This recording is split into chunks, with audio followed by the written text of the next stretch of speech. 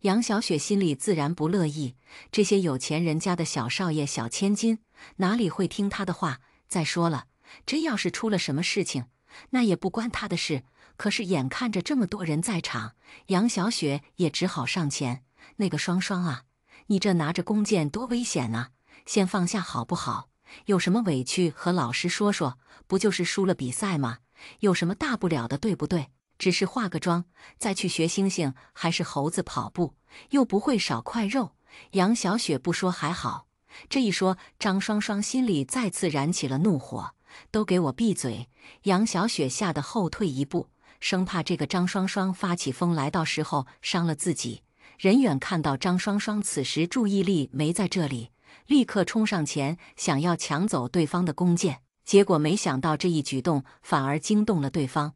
张双双手一松，弓箭瞬间射了出去，而这弓箭的方向刚好就是一群人站着的方向。学生们惊叫着四散开来，可是刚刚都围在这里看热闹的人实在是太多了，这受惊吓四处逃窜，很快就有人被击倒了，摔到了地上。眼看着弓箭就要射中他，对方惊恐地睁大了眼睛，可是身体却无可奈何。就在这时，只听一声利箭划破苍穹的声音传来，一支弓箭竟然直直地射中了张双双那支箭的箭身，两支箭触碰在一起，飞射到了一处无人的空地，危机这才化解。所有人诧异地朝着第二支箭射来的方向，却发现那一支箭竟然是唐潇射出的。唐潇的射箭能力可见一斑。此时，负责人急忙上前，一把夺过张双双手中的弓箭，简直是太胡来了！怎么可以把它对准人呢？张双双气急败坏道：“现在不是没射中人吗？那么着急做什么？你这学生怎么这么说话？怎么了？你不过是这里的负责人，还想对我说教上了？你算什么东西？”负责人气得懒得和他计较，可是周围的人却听不下去了。就连王腊梅也忍不住说道：“张双双同学，刚才的事情是你不对，你回去给我手写2000字的检讨。”张双双自然心有不甘，怎么大家都向着唐潇那个贱丫头说话？就在这时，张双双一眼就看见不远处有几个人朝着这边走来，正是赵文导演和他的助理。张双双瞬间喜上眉梢，脊背也挺直了不少。王主任，你这个惩罚是不是太过了？刚刚都不过是我和大家开了一个玩笑，你们都说我那射箭脱靶的技术，我就算真的将弓箭对准了其他人，难道就能真的打中他们吗？再说了，结果不是没打中，何必要这么咄咄逼人呢？刚才我可是从马上摔下来，浑身痛得厉害，也不见得你们老师站出来帮我说说话，我一时情绪上头，情有可原吧。旁边的黄梦梦听闻，上前一步说道：“刚才这件事情确实不完全是双双的错，谁让他们在赛后嘲笑我们双双？我们双双被激怒了，也是他们先挑起来的。正所谓一个巴掌拍不响。王主任，你可不能只责怪双双一个人呀！”袁菲菲呸了一声：“一个巴掌拍不响？呵，你把脸凑过来，我让你见识见识一个巴掌到底响不响。”第247章，张双双看向杨小雪：“老师，你说呢？你真的觉得是我的错吗？如果张双双犯了大错，那么杨小雪这个老师也逃脱不了关系。杨小雪还想要今年的评审呢。”于是笑着看向王腊梅，说道：“王主任，他还是个孩子，我们就大事化小，小事化了。再说了，刚才比赛的时候都是我们潇潇领先的，谁知道是不是谁在背后偷偷使了手脚，害我们双双出了事故？”林汉走上前，面色严肃：“杨老师，你这话是什么意思？他刚刚那是将弓箭对准了自己的同学，而且大家都亲眼看到是他自己摔下马。怎么，你这话里话外的意思是我们唐潇同学做的？”杨小雪反驳道：“林老师，你也看清楚了，这些箭头都是特殊处理过的，不会伤害到人。你们干嘛非要把一个孩子想得那么坏呢？”张双双得意地看了一眼唐潇，走到他的身边，低声威胁道：“等下我说什么，你最好乖乖配合，不然别说奶奶、爸妈都不会放过你。”唐潇扫了他一眼：“你觉得我会在意？”张双双眼神里露出几分歇斯底里的疯狂。我记得唐云荣就葬在长南村吧？你信不信？我让他死后都不得安宁。唐潇脸色瞬间一变，眼神中闪过一道暗光。张双双轻蔑地笑了笑。这个唐潇不就是因为龚家少奶奶这个身份，就觉得自己真的成为人上人了，还敢对他吆五喝六的？不就是一个从小住在山村的下贱丫头罢了？更是他张双双的代替品而已，还真的把自己当根葱了。据张双双所知，龚家如今日薄西山，自顾不暇，哪里会将唐潇这种人放在眼里？两个人订婚到现在，据说都没见过几次面，所以张双双更加确定了，龚家对唐潇根本就不在意。和唐潇这边说完话，赵文他们也来了。张双双立刻说道：“大家不要再为了我争吵了。我刚刚话才说了一半，我说这是玩笑，其实是唐潇让我配合的玩笑罢了。”此言一出，所有人的目光都落在了唐潇的身上。张双双继续说道：“她可是我同父异母的姐姐，她的技术我自然清楚。我和她刚才的比试，也不过是因为她想要展现自己，结果我没想到竟然会闹得这么大，真的很抱歉。”说完，张双双看着唐潇：“姐姐，真的很抱歉，我本来想隐瞒着的，可是看着大家的反应，我们真的做错了呢。”杨小雪一听，立刻双手叉腰瞪着唐潇：“我就说我们 A 班的学生怎么可能会做出这种事情？原来都是 F 班的人在背后怂恿。F 班的人什么德行？大家心里也都清楚，不用我多说吧？”林汉面色严肃，哪怕不知道事情真假，却已经将唐潇挡在自己的身后。“杨老师，你既然这么说，那我倒是有几个问题想请教。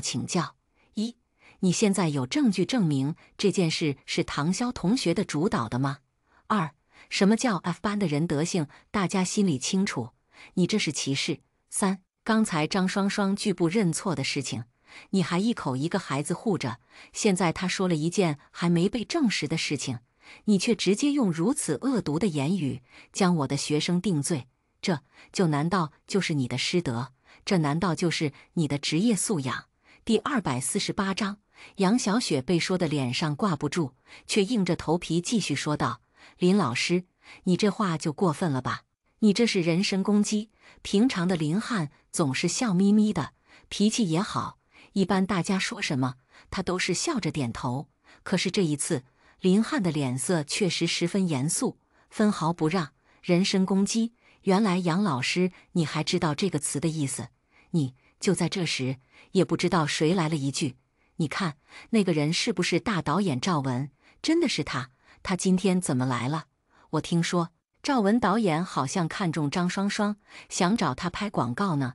这件事情在班不算什么秘密，大家或多或少都听到了，就连杨小雪也听到了点风声。这个张双双要是真的被赵文导演看中，那可就是天大的机缘。杨小雪眼睛也亮了不少，立刻抛下了林汉这边，朝着赵文走去。“赵导演你好，我是南丰重点班的班主任杨小雪，你是来找我们班级的双双同学吧？”赵文只知道自己想要找的小姑娘姓唐，闻言说道：“我和那个小姑娘联系过，这一次来也是想和她合作。”此时，站在张双双旁边的几个女生忍不住开始拍马屁：“哇塞，双双，真的是赵文大导演，你真的要成为明星了？那可不，我们双双可是名副其实的校花，被看上自然不奇怪。赵文导演今天就是为了双双来的吧？哇塞，双双，你的面子也太大了！”此时，众人的关注点全部放到了张双双被大导演青睐这件事情上。刚才的事情纷纷抛到脑后，现在看来，这个唐潇真的好歹毒的心。他是不是提前知道赵导演今天来，故意给双双使绊子呢？想让双双在导演面前留下一个不好的印象？你还真别说，双双成绩好，和唐潇两个人一直是校花榜单上的竞争者。双双这么单纯善良，很有可能就是被人怂恿的。王腊梅听到这些人的议论，立刻看向了唐潇。唐潇，你若是平常小打小闹，我也不多说什么。可是怂恿同学拿着弓箭对着其他人，这要是伤到别人，你能负得了责吗？你和双双怎么说也是姐妹，你是不是知道赵文大导演今天过来，所以故意给双双难堪？这个赵文导演的名声，王腊梅自然也是听过的。能被赵文导演选中的学生，自然是学校的光荣。张双双怎么说都是 A 班的学生，虽然之前有些小打小闹，可是这些也不是什么大事。倒是唐潇，天性顽劣，不懂得尊师重道，他可以从楼上一跃而下，逃避留校察看的处罚。这种对着同学射箭来展示自己的技能的出格做法，他不是做不出来。眼下2个老师都这么说，其他人也忍不住开始怀疑起来，真的是唐潇在背后搞鬼？他这也太疯狂了吧！但凡他失误，那我们可就危险了。第249章，就是啊，这个唐潇脑子是不是有泡啊？那我们当活靶子给自己练手。呵，这个唐潇不就是想要在赵文大导演面前显摆吗？完全不在乎别人死活。双双还是太善良了，竟然这种要求都答应了。唐潇目光冷冷扫过那些说着闲言碎语的人，那些人被他的目光扫过，下意识地避开了视线。唐潇缓缓开口道：“王老师，我称你一声老师，希望你担得起自己的身份，凡事讲究证据。就因为他的一句话，你就不管不顾判定我的死罪？如果大家都像你这样，那这个社会需要警察做什么？”王腊梅没想到唐潇竟然当众反驳，这不是妥妥打他的脸吗？王腊梅拧着眉，严肃道：“唐潇，你自己干的好事，你还想抵赖不成？”不远处的张双双眼神里闪过一丝得意，眼下众人相信的是他，唐潇可是百口莫辩。他朝着黄梦梦使了一个眼神，对方立刻站了出来：“唐潇，你怎么敢做不敢认呢？刚才可是你找上双双，说是想要她配合你演戏，你说想要在众人面前大显神通，结果双双为人单纯，相信了你。怎么现在出了事情，你却要成为缩头乌龟了吗？”古娜娜闻言，心里立刻明白了，也跟着说道：“就是，我也听到了。”杨小雪斜眸扫了一眼唐潇：“唐潇，现在大家都说这件事情是你搞的鬼，你是不是应该给大家一个解释？”林老师，我这样说可没问题吧？我可不想有人再给我扣上欺负 F 班学生的骂名。林汉有些语塞，犹豫了2秒道：“无论如何，我们都应该听听唐潇同学说的，事情还没弄清楚是如何的，我们不能轻易下定论。”唐潇倒是有些意外，这个林汉虽然不清楚缘由，却十分的相信自己。这时，一边的赵文说道：“这是发生什么事情了？”他自然也发现了唐潇，可是眼下这个场景，他并没有贸然上前。杨小雪急忙解释道：“赵大导演，真的不好意思，让你看笑话了。就是有的学生不懂事，刚刚骑马射箭比赛，他非要耍小聪明，想要显得自己本事大，竟然让同学拿着弓箭射向别人，自己再去来个英雄救美。现在我们在严厉批评呢，您是来找张双双同学的吧？要不您先忙，这里的事情交给我们处理。”张双双闻言，兴奋地上前，对着赵文说道：“你好，你就是赵文导演吧？”“我就是。”张双双的话还没说完，赵文却出口打断：“不着急，让我也来看看究竟是怎么回事。我刚想起来了，刚才我在看台上确实也看到了这一幕。怎么，现在你们的说法是，这都是后面那个女生自导自演的戏码？”杨小雪点头：“可不是呢，这个同学现在还死不承认，非要我们拿出证据。”张文反问：“难道不是吗？”杨小雪瞬间如鲠在喉。赵文悠悠开口：“我听闻南丰贵族中学可是数一数二的学校，学校拥有一支高素质、专业素质的师资队伍，拥有全新的教育理念。难道这就是你们学校一贯的处事风格？”第250章，林汉走上前说道：“赵导说的不错，凡事都要讲究证据。倪胜胆子大，此时也高声说道：“王主任，你不能因为之前我们肖姐得罪过你，你就给她穿小鞋，一码归一码。”高成一听，接话道：“就是，还有杨老师，虽然你是 A 班重点班的，可是你不能用有色眼镜看我们呐。”王腊梅和杨小雪瞬间脸色有些难看。你们不要胡说八道。唐潇终于开口：“他们是不是胡说八道？你们心里最清楚。既然张双双和黄梦梦都说这件事情我才是背后主使，那么就让他们拿出证据。”唐潇看向林汉，走上前低声交代了几句：“林老师，麻烦你了。”林汉点点头：“好。”说完，林汉看向黄梦梦：“黄梦梦同学，请你跟我过来。”黄梦梦有些疑惑，可还是跟着林汉走了。杨小雪脸上不悦：“唐潇，你到底要搞什么鬼？”唐潇轻笑一声：“我说了，既然他们说这件事情是我做的，那么请他们拿出证据。我想杨老师学富五车，应该也懂三人成虎的道理。”说完，唐潇看向张双双：“你既然说这件事情是我做的，那么请你说说，我是在什么时间、什么地点，当着谁的面策划了这次的事情？”张双双眼神中闪过一丝慌张，脑子里快速想了想，轻咳了一声，故作镇定道：“姐姐，我不知道你为什么一直将这件事情往我身上推。明明是你在得知赵文导演要来之后，非要让我给你一个机会，让你有机会可以表现表现。就在刚刚休息室的时候，你趁着我换衣服的时候说的，当时梦梦还在场呢，你忘了？”张双双之所以提到休息室，是因为这个地方没有监控，哪怕到时候他们想要查看，也是没办法。他和黄梦梦里应外合，这一次肯定可以将唐潇拉下水。唐潇轻笑一声：“是吗？”看着唐潇这个笑，张双双有些脊背发凉，总感觉对方的眼神似乎看穿了自己。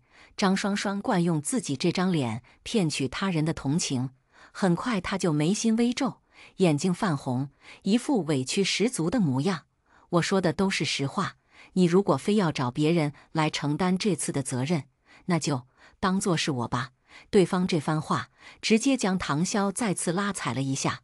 唐潇若有所思地点了点头，原来是这样。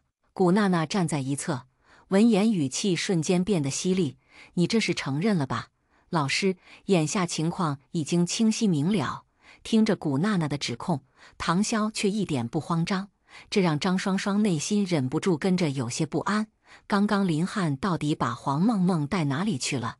看着唐潇那样，张双双的心里总有一股不好的预感。就在这时，黄梦梦再次走了出来。林汉向着众人说道：“黄梦梦同学刚才已经和我说了，说是这件事情是唐潇同学做的。”第251章。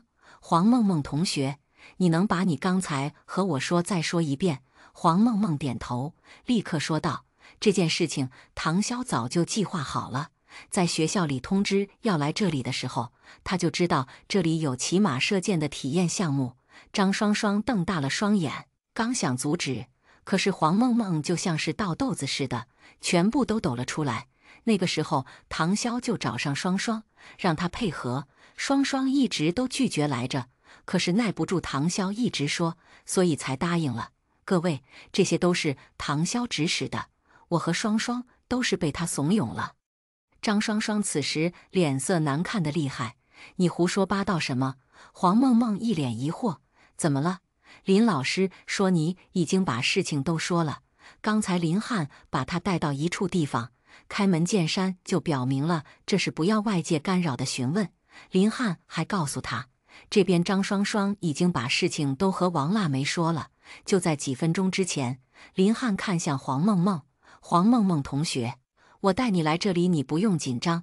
王腊梅主任已经带着张双双同学去另外一边做询问，我照例只问你几个简单的问题。”黄梦梦看了一眼林汉，要说不紧张是不可能的，却只能强装镇定。“什么问题？”“我想我刚才已经说得很清楚了，这件事情的幕后之人就是唐潇。老师，你可不要包庇他呀。”林汉点头：“我知道，我不会包庇任何人。我带你来，就是想要弄清楚事情的真相。我问问你，唐潇到底是在哪里告诉你们要做这件事情的？”黄梦梦犹豫了，可是林汉也不催。几秒钟之后，林汉拿起手机看了一眼，王主任给我发消息说，张双双同学那边告诉他，你们是早早就计划好了这件事情的。当初在学校的时候，唐潇就私底下找过你们，对不对？黄梦梦心里一喜，闻言立刻点头，没错，唐潇早早的就找我们说过这件事情了。所以他真的是知道我们要来这里研学，就已经策划了这一切，目的就是想要在赵文导演面前表现。黄梦梦有些谨慎道：“这些都是双双说的，赵文导演要来的消息，只有他知道吧？”听到林汉这么说，黄梦梦知道自己想的没错，于是附和着张双双的话继续说。眼下黄梦梦被带到了众人的面前，继续将刚刚对着林汉说的话再次说了一遍。这一次他思路清晰，说的是慷慨激昂，可是没想到却被张双双骂了一顿。黄梦梦不解：“怎么了？我说的不对吗？”张双双总算明白过来自己为什么会感觉到不安了。黄梦梦这个大傻子，怎么可以随便说这些？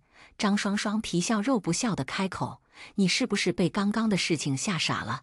唐潇明明是在这里的更衣室找我们的，不是吗？”张双双的暗示很明显，黄梦梦也有一瞬间凌乱。这，倪胜高声说道：“哎呦，两个人没有提前串供，这口供对不上啊！一个说这里的更衣室，一个说在学校里早早的就找过你们。请问是你们谁撒了谎呢？”第252章，赵文在圈子里遇见过太多的人，所以对这一举动自然也看得明白，摆明了就是这两个小姑娘合伙设计唐潇，但是没对好口供。这个张双双刚才不是口口声声说更衣室吗？黄梦梦怎么说是学校里？这两个地方总不至于相似到会弄错吧？这不是摆明了吗？这俩人撒谎呗！张双双向来和唐潇就不对付，刚才还一口一个姐姐，我就知道里面有点不简单，这不是办乖使坏呢？呵，有什么办法呢？人家可是 A 班的，人家自己班主任就觉得自己的学生高人一等，在学校读个书还读出优越感了。别说，刚才王主任也是，根本不听唐潇的解释，反正在他眼里，插班生就没人权呗。说起不同班级不同待遇，同学们很快就有了共鸣，议论声也是越来越大。王腊梅自然也感受到了学生眼神中的不悦和不屑，轻咳了2声。这一次是他带队，再加上每个班出2个老师，所以他必须要尽早让大事化小，小事化了，不让事情继续扩大化。毕竟赵文也在，被他看了笑话可不好。王腊梅开口道：“这件事情学校会严肃处理，这件事情的幕后主使到底是谁？我也不会听信片面之词，等到学校调查到了所有的事情经过会公示出来的，大家耐心等消息就行。”张双双闻言，脸上瞬间露出了笑意。虽然王腊梅说要严格处理，但是等到回到学校，他稍微打点一下，谁还会在意这件事情呢？再说了，这群凑热闹的同学也不过一个八卦的心理，到时候肯定会被新事物吸引，不会对这里的事情再执着。这件事情很显然是王腊梅给了一个台阶，他只要顺势下了就行。于是张双双点点头，一切都听王老师的。唐潇看向王腊梅，既然这样，那王老师，学校是打算花多少的时间调查？这件事情又是交给哪位老师负责？得到进展之后，是在什么渠道通知我们？王腊梅脸色微微发黑，只见唐潇笑了笑，继续说道：“毕竟你贵人是忙，这么一件事情，我怕到时候压着压着就忘记了。这件事情既然与我有关，我当然要上点心，不然我可不想背着这个黑锅直到毕业。您说是吧？”王腊梅嘴角抽了抽：“我们会在3个月内将事情调查清楚。”唐潇轻笑一声：“看来您真的是忘记了，我们距离毕业可没有3个月。”赵文悠悠开口：“贵校在外名声一直不错，没想到在处理问题的时候，竟然这么的拖延。王腊梅只感觉脸颊火辣辣的疼。如果这件事情传出去，那么以后南丰这所学校的名声都要毁了。那些有钱人谁还敢在这里上学呀？虽然他很喜欢 A 班的学生，可是为了学校，王腊梅还是改口。刚才是我表达有误，我的意思是，我们将会在1周之内将这件事情调查清楚，同时将事情进展公布在学校公示栏处。好，那就辛苦老师了。唐潇还没说话，张双双却率先开口：既然这样，那大家就等消息吧。1周的时间，张双双自然有办法搪塞过去。毕竟他说的更衣室可没有监控，到时候肯定会不了了之。第253章，他说完这句话，迫不及待地走向赵文，笑得有些娇羞。赵导演，刚才真的不好意思，耽误您时间了。我们找个地方坐下来，好好聊聊接下来的拍摄广告的事情吧。此言一出，不少人的眼神中都出现一丝羡慕的目光。毕竟能被赵文导演选中，意味着他距离踏入娱乐圈只有1步之遥。赵文看了他一眼，脸上的神情淡淡：“你是谁？”张双双一愣，随即尴尬地笑了笑：“赵导演，您还真的是贵人多忘事。我是双双啊，不是您之前去我家里说想要我合作拍摄广告吗？”旁边的人窃窃私语，这到底是怎么回事？这个赵文导演明显不认识张双双啊，谁知道呢？这个张双双因为赵文导演的事情，恨不得天天拿着喇叭在学校昭告天下了。结果没想到人家导演压根不认识他，搞笑。张双双听到他们交流的声音，心里又恼又火，却又不能发作。这个赵文到底是怎么回事？健忘症吗？我不是来找你的，张双双。赵文导演，您别开玩笑了。您如果不是来找我，又怎么会来这里？您可看仔细了，我的身材、相貌等外在条件可是1等1的好，和您合作拍摄广告，您肯定也能再火一把。赵文意味深长地看了一眼张双双，现在的小姑娘口气真大。不过她没多说什么，而是走向唐潇，说道：“唐小姐，我们又见面了。”唐潇看向他：“是你？”赵文微微颔首，说道：“我这次来是真心实意想要和唐小姐合作。”不知道唐小姐意下如何，所有人都惊呆了。这个赵文根本不是为了张双双而来，而是因为唐潇。张双双显然也破防了，顾不得更多，直接上前：“赵导演，你这是什么意思？你明明是想要和我合作，为什么现在临时换人？你不讲诚信。”赵文目光扫过张双双，带着几分凌厉：“我从未和你合作过，又哪里来临时换人一说？我当初偶遇唐小姐，就被她的美貌和身手吸引，所以想和她合作。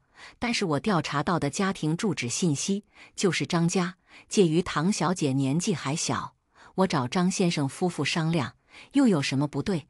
听到赵文这番话，众人瞬间明了，感情人家大导演看中的是唐潇，这个张双双却拿着鸡毛当令箭呢。哎呦，之前他天天说，导致很多人评选校花给他投票，谁不投就是没有大导演的眼光，我也跟着投了。其实我是觉得唐潇更加漂亮，我要去改票，人家压根没选中她，她倒是搁这儿又唱又跳的，还指责起人家导演来了，有意思。张双双咬着牙，气得面色狰狞。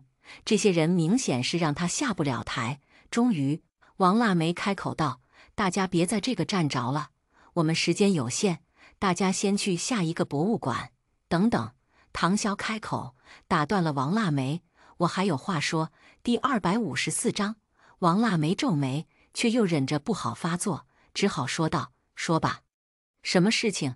唐潇看向赵文，快速说了一句：“不好意思，赵导演，麻烦你再等我一会儿。”赵文做了一个请便的手势。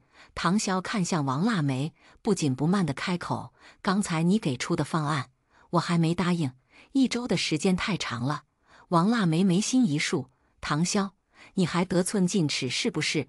唐潇却道：“不需要1周时间，只需要2分钟。我想，王老师应该不会做出舍近求远这样的决定吧？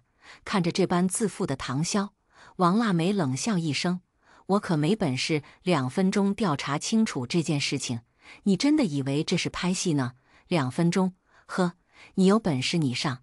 唐潇闻言却不慌不忙道：“可以，说好2分钟，就2分钟。”说着，唐潇看向一边的工作人员，询问了这边的监控室。工作人员指了一个方向，在那边的房间。很快，一行人朝着监控室的方向走去。张双双跟在身后，丝毫没有在意，毕竟他所在的更衣室压根没监控。唐潇就算找到监控又怎么样？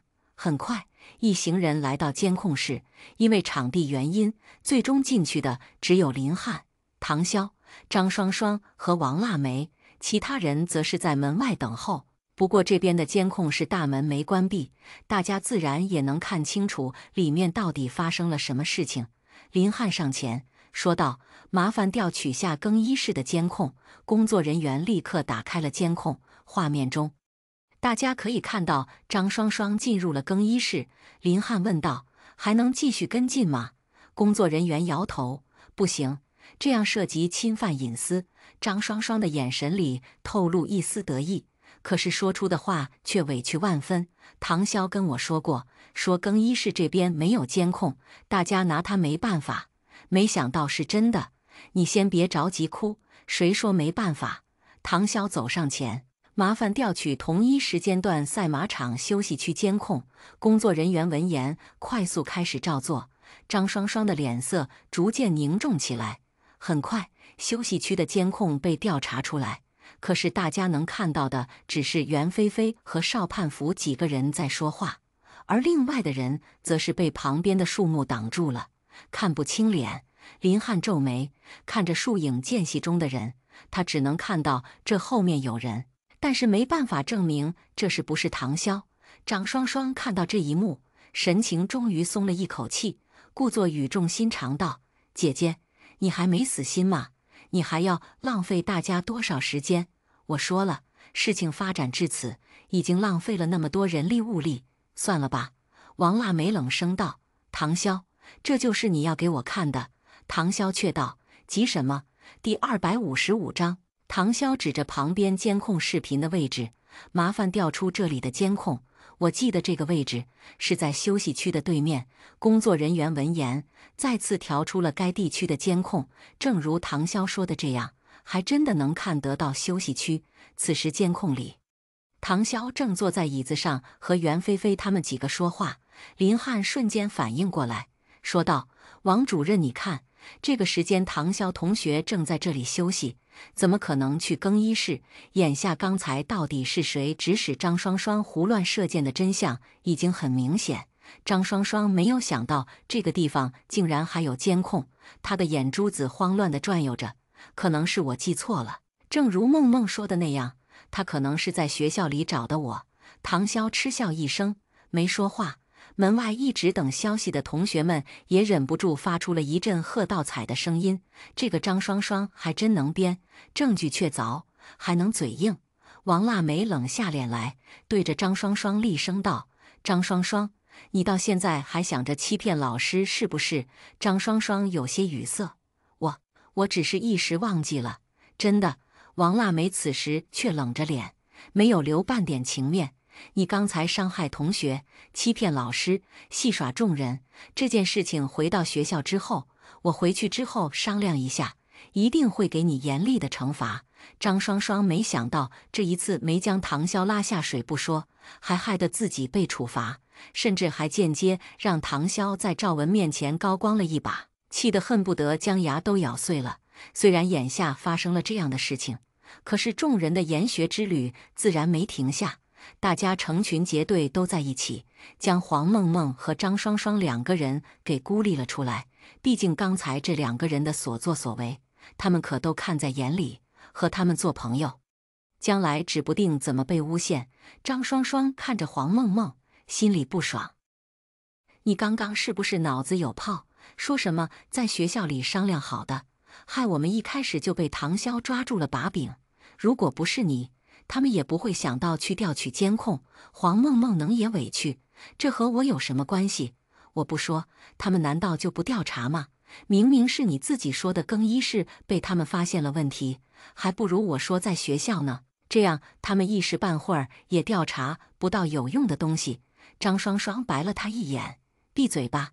你以为你能逃脱惩罚？”黄梦梦却不以为意：“罚就罚呗，又有什么关系？哪怕记录到档案上也没关系。将来我反正回去继承家业，这些小插曲算什么？”话虽如此，可是张双双想的却是重点高中毕业，到时候花钱留学，镀了一层金回来之后，这样可以用更加完美的身份钓一个金龟婿。古娜娜走在一侧，悄悄说道：“你放心，到时候说几句好话，乖乖认错，他们是不会介意的。再说了，学校里对于高三的学生都是有关怀政策。”这么一说，张双双心里这才舒服了不少。此时，另外一边休息区，赵文和唐潇两个人面对面坐着。赵文点了一杯咖啡，唐潇则是点了一杯柠檬水。赵文喝了一口咖啡，说道：“我知道你现在有顾虑，毕竟马上就要高考了，你也不想分心在其他事情上。这样，等你高考结束，有没有兴趣来拍摄一组片子？我们所有人都可以等你。”唐潇却道：“不用，我不参加高考。”第256章，赵文先是一愣，这才想起刚才老师说的，唐潇学习很好，全校段层第一，想来这种成绩的学生，或许已经被提前招生录取，所以不用参加高考。赵文看着唐潇，眼神里满是欣赏，毕竟小姑娘不仅长得好，成绩也好，不虚荣，被人冤枉也能头脑清晰地为自己据理力争。这样的小姑娘，将来无论在哪里都能闪闪发光。既然这样，那你要不要来试试？唐潇还是摇头。麻烦。赵文轻笑一声，倒也没气馁。唐小姐，不如你先听我说完。唐潇抬了抬下巴，示意他继续。这一次我们有2组拍摄任务，一个是拍摄短片，这个片子结束之后，我们会拿去评奖。我不敢说我们一定会中奖。但是如果说片子真的中奖，那么你身为主角，以后娱乐圈的道路不会差。赵文还是谦虚了，他对短片拍摄很认真，一般拍摄出来的内容都是深入人心，拿奖对他来说是家常便饭。看得出来，他给的待遇很不错。还有一组任务，是一组广告，如果你能被投资方选中，那么到时候你拍摄的巨大海报将会出现在临城的高楼上，让几乎大半个临城的人都能看到。唐潇想了想，在富海大厦能放吗？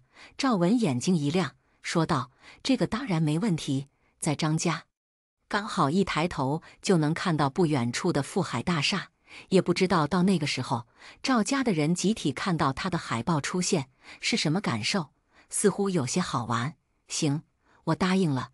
赵文一拍大腿：“好，你今天先忙，回头我让人准备合同，和你好好聊。”行，这边的参观也很快结束。唐潇一行人坐上大巴往回走。到了学校之后，学校当即给张双双、黄梦梦2个人做出了相应的处分，并且停课1周在家反省，同时让他们做自我检讨。等到回来那天还要国旗下讲话。黄梦梦内心不爽，如果不是为了帮助张双双，她也不用遭这个罪。结果还被张双双嫌弃，搞得里外不是人。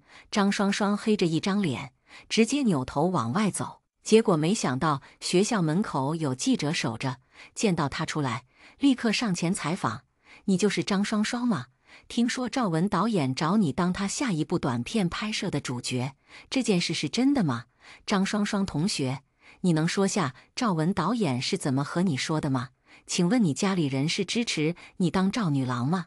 张双双同学，听说你刚才在赛马场里骑射的时候，为了发泄自己内心的不快，将箭头对准了同学，你能解释下吗？张双双同学，你在赛马场差点伤害同学，还栽赃嫁祸他人，这件事情你有要解释的吗？张双双根本不知道为什么会来这么多的记者，被围得水泄不通，走都走不动。不好意思，无可奉告。最终好在司机上前护着张双双离开。他一上车，司机这边立刻踩下油门，这才甩开了记者。张双双气得骂道：“这到底是怎么回事？怎么会来这么多记者？”司机见状，小心翼翼地说道：“可能是大家听到了赵文导演要来学校找合适的人拍摄短片的原因。您也知道赵文导演的名声有多大，张双双怎么可能不知道？可是赵文哪里是来找他，是去找唐潇的。亏他高兴了那么久，刚才记者们的发问，无疑是在打他的脸。”第257章，张双双气得咬牙，都怪这个张双双，不然现在跟着赵文的就是他了。拍摄，唐潇用脑袋夹着手机收拾着东西，说道：“赵文说了很多，但是有个要求，我挺心动。”龚傲白开口说：“来听听。”他说：“如果我这边能得到赞助商的支持，那么我的巨大海报将会出现在福海大厦的投影屏上。”龚傲白想了想，福海大厦，但凡张家的人抬头，很难不看到。唐潇轻笑一声，张双双挤破脑袋想要和赵文合作，我倒是不介意让他好好看看。龚傲白似乎能想象得出唐潇脸上那小小的得意的样子，脸上的神情也不禁柔和起来。对了，月月想你了，你明天有没有空去老宅一起吃顿饭？唐潇拿着换洗的衣服进入浴室，将手机放到一侧，一边脱衣服一边说道：“行，到时候我过去。”龚傲白听着对面传来窸窸窣窣的摩擦声，刚开始还没反应过来，可是等到水声响起的时候，脸上的神情微变。“你在干什么？”唐潇回答的倒是坦荡：“洗澡。”可龚傲白轻咳一声：“那就这么说定了，明天我们老宅见。”说完，男人便挂断了电话。龚傲白看着已经黑掉的手机屏幕，神情颇为复杂地吐出一口气：“小丫头是不是太不见外了？”唐潇这边自然是没多想，洗完澡之后就自顾自地拿着医书研究。这些医书都是师傅给他的，其他几乎每一本都倒背如流，唯独一本封面残缺、书页泛黄的医书十分晦涩难懂。唐潇从小就看这本书，无奈小时候看不懂，长大了查了好多文献才能勉强弄清楚其中一章的内容。师傅知道之后对他很是欣赏，直接将这本古医书送给了他。唐潇现在已经研究了一半，可这一半就不得了，里面记载的内容唐潇受益匪浅，直到眼睛微微泛酸，唐潇这才将古医书收拾好，躺下休息。隔天傍晚，唐潇没让人接送，而是自己骑上摩托车就要出发。就在这时，唐潇接到了龚傲白的电话，准备出发了。很快能到。此时的龚傲白站在一间甜品店前，看着橱窗里的小蛋糕，说道：“你喜欢吃草莓蛋糕吗？又或者巧克力的？”唐潇疑惑：“蛋糕？月月想吃。我听营业员说，女孩子们都挺喜欢吃甜点，所以我给你带一份。”唐潇倒也不扭捏：“那就草莓吧。”“好。”“哎呦，你看这人像怪物。”身后传来一个女生的嘲笑声。电话那头的唐潇还挂断电话，自然也听到了这个声音。第258章，张双双停课在家，倒也没闲着，拉着艾琳、魏梦佳和陶璇璇一起逛街。几个人路过一个新开的甜品店，刚进去就看到一个身材高大的男人背对着他们挑选蛋糕。单看男人的背影，还有这身昂贵的手工定制西装，一看就知道男人身份不简单。艾琳眼睛立刻亮了，那个胳膊肘捅了捅魏梦佳：“你看，这个人绝对是有个帅哥。”魏梦佳也跟着点头，这身材比例确实不错，不过你看这打扮，我觉得对方肯定是个富二代。张双双看了面前的男人，对方正在打电话，听着对方奇怪的嗓音，张双双瞬间反应过来，这人不正是龚傲白？张双双嗤笑一声：“哎呦，你看这人像怪物。”龚傲白显然也听到了身后的声音，淡漠的转身。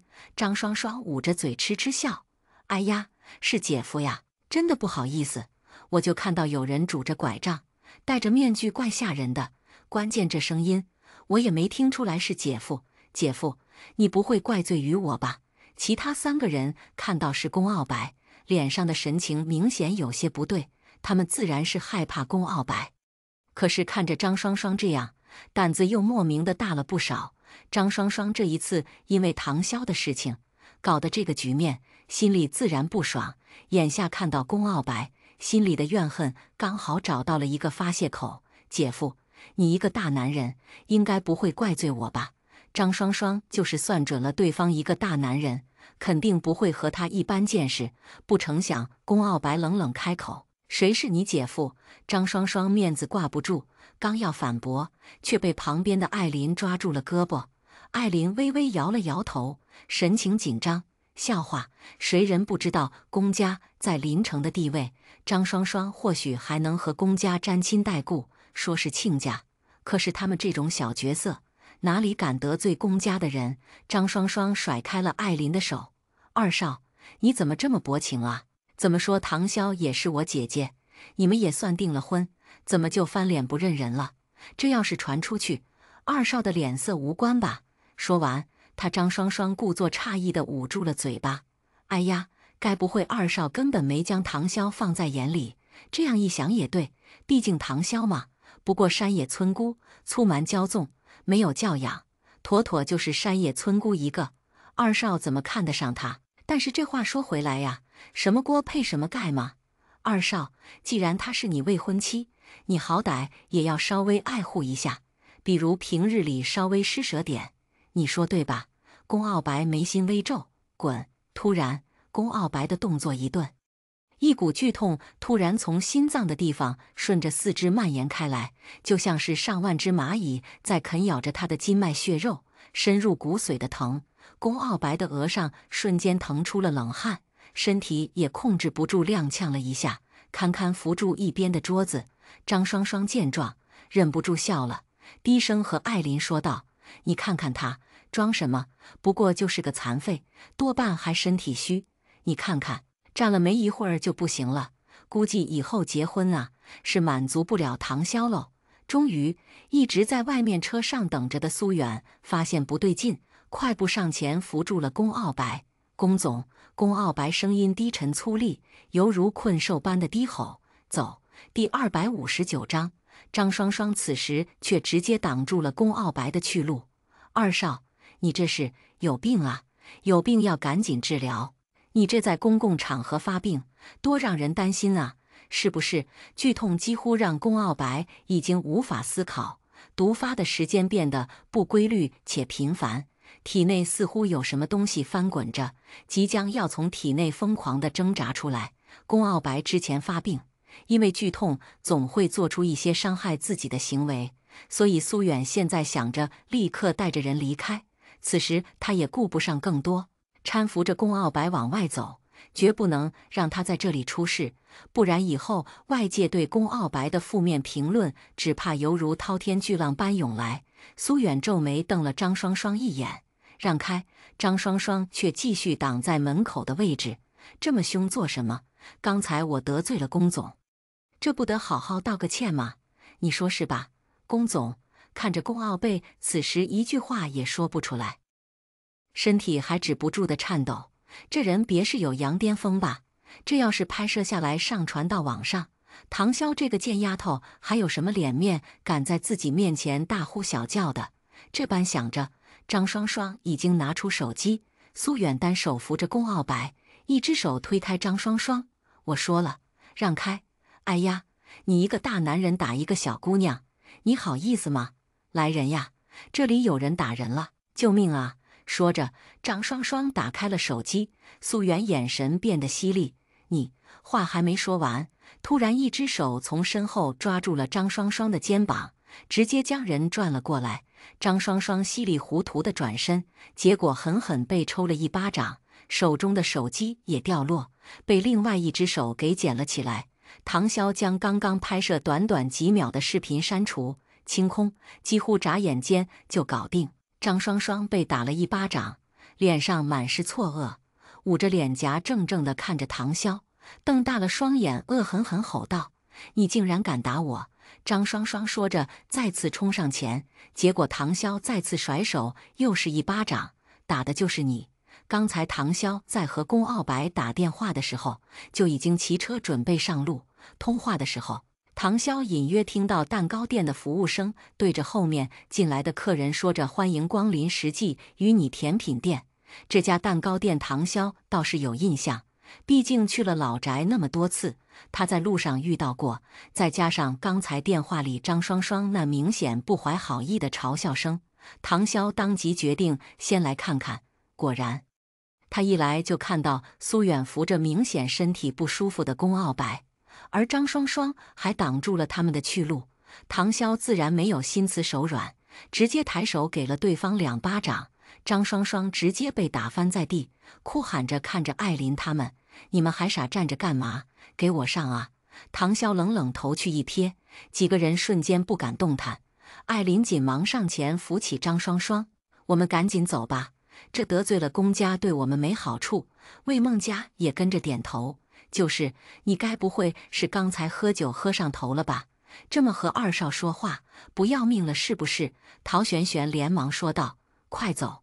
第260章，看着他们狼狈的逃离，唐潇快速上前帮着苏远扶着龚傲白上了车。唐潇此时也顾不上自己的机车，跟着苏远一起上了车。开车是唐潇快速给龚傲白把脉，眉心紧紧皱在一起。龚傲白体内的毒已经无法拖延，必须尽快拿到药引解毒。奇怪，当初他用银针控制，明明是可以拖延上3个月的时间，可是期间龚傲白就已经毒发了一次，上次他加强了一次巩固，结果没想到这么快再次发作。龚傲白脸色苍白，眉心紧皱，却没发出一声痛呼。此时的唐潇也顾不得更多，立刻解开了龚傲白身上的衬衣扣子，拿出银针，一针直接刺入关键穴位。苏远知道唐潇在施针，尽量将车子开得平稳些。几针下去，唐潇的额上也微微泛出一丝细汗。不过龚傲白脸上难受的神情消散下去不少。唐潇掏出自己随身携带的药丸，放到龚傲白嘴里，从旁边打开一瓶水，吃了。龚傲白乖乖吃了，刚才那股子是骨之痛瞬间消散下去。龚傲白靠在后座上，胸口微微起伏着，声音也变得沙哑：“抱歉，吓到你了。”唐潇一脸严肃：“你的毒，如果我没猜错，应该是接触了什么东西，或者误服了什么食物，导致加快了速度的催发。我们必须马上找到药引，没时间了。”苏远这时开口：“之前龚总让我负责去寻找冰魄之花，我们已经找到，但是对方听到我们是龚家的人之后，却一直拒绝交出冰魄之花。我们把价格给到1个亿，对方看都不看一眼，说不是钱的问题，只怕非常时期需要采取非常手段。”唐潇问：“在哪儿？”“邺城，杨家，做好准备，我们明早出发。”苏远点头：“好。”眼下龚傲白因为刚才的毒发，正在闭目养神。苏远将人送到了老宅，毕竟老爷子他们还在等着，免得老爷子等久了。龚傲白依靠着后座，脑袋微微往后仰，露出了性感的喉结。别说这么近距离观察龚傲白的睫毛，倒是挺长的。他的脸大部分藏在面具下面，男人一直不愿意摘面具。唐潇也不好奇，毕竟这是他的自由。很快，车子停下了。龚傲白微微睁开眼睛，支撑起身体。唐潇上前：“我扶着你。”龚傲白想要拒绝，可是双腿落地之后传来的刺痛感让他不小心踉跄了一下。唐潇快步上前，将人扶好。“你这人这么怎么傲娇，扶都不给扶？”唐潇微微皱眉，低声说着，有些撒娇的意味。龚傲白低声轻咳一声：“给。”如果眼下仔细听，可以听得出来，男人的嗓子并没有往日那么粗糙低沉，只不过龚傲白这句话说的简短，再加上声音比较低，唐潇并没有在意。他将钥匙丢给苏远，让人帮我把机车开过来。苏远接过钥匙，点头离开。林叔早早的就站在门口等着，看到他们步伐走得极为缓慢，急忙上前：“怎么了？”唐潇解释：“刚刚他身体不舒服，但是已经没事了。”林殊自然知道宫傲白的身体状况，闻言立刻上前搀扶：“怎么会？以前不都好几个月才发作一次，这次怎么？”宫傲白微微摇头：“我没事，别让爷爷担心。”第261章。林殊还想说什么，却也只能点了点头。一行人刚刚进门，宫卓越就已经从沙发上站了起来，快速跑到唐潇面前：“二嫂嫂。”第一次听到这个称呼时候，唐潇还是有些别扭，可是再次听，竟然成了习惯。宫卓越脸上带着笑：“二嫂嫂，你怎么和我二哥一起回来了？咦，二哥，你不是说今天买蛋糕回来吗？蛋糕呢？”宫傲白抱歉地揉了揉宫卓越的小脑袋：“抱歉，二哥刚刚太忙了，没来得及买，下次给你买好不好？”宫卓越嘟着小嘴，但是很快说道：“算了，这一次就原谅你了。”看在二嫂嫂的面子上，宫傲白宠溺地笑了笑：“好，谢谢月月。”宫卓越说完，转身就跑向沙发的位置。此时大家才发现，茶几上还摆放着一块小蛋糕，难怪小丫头刚才这么快就不伤心了，原来是宫墨风提前给小丫头带来了小蛋糕。宫墨风走上前，看了一眼宫傲白，刚想说什么，可是很快他就察觉到对方的不对劲。“没事吧？”宫傲白摇头，并没有多说什么。“我去换身衣服，刚才的衣服都被汗浸湿了。”唐潇想继续扶着，不过男人却松了手，表示自己没事。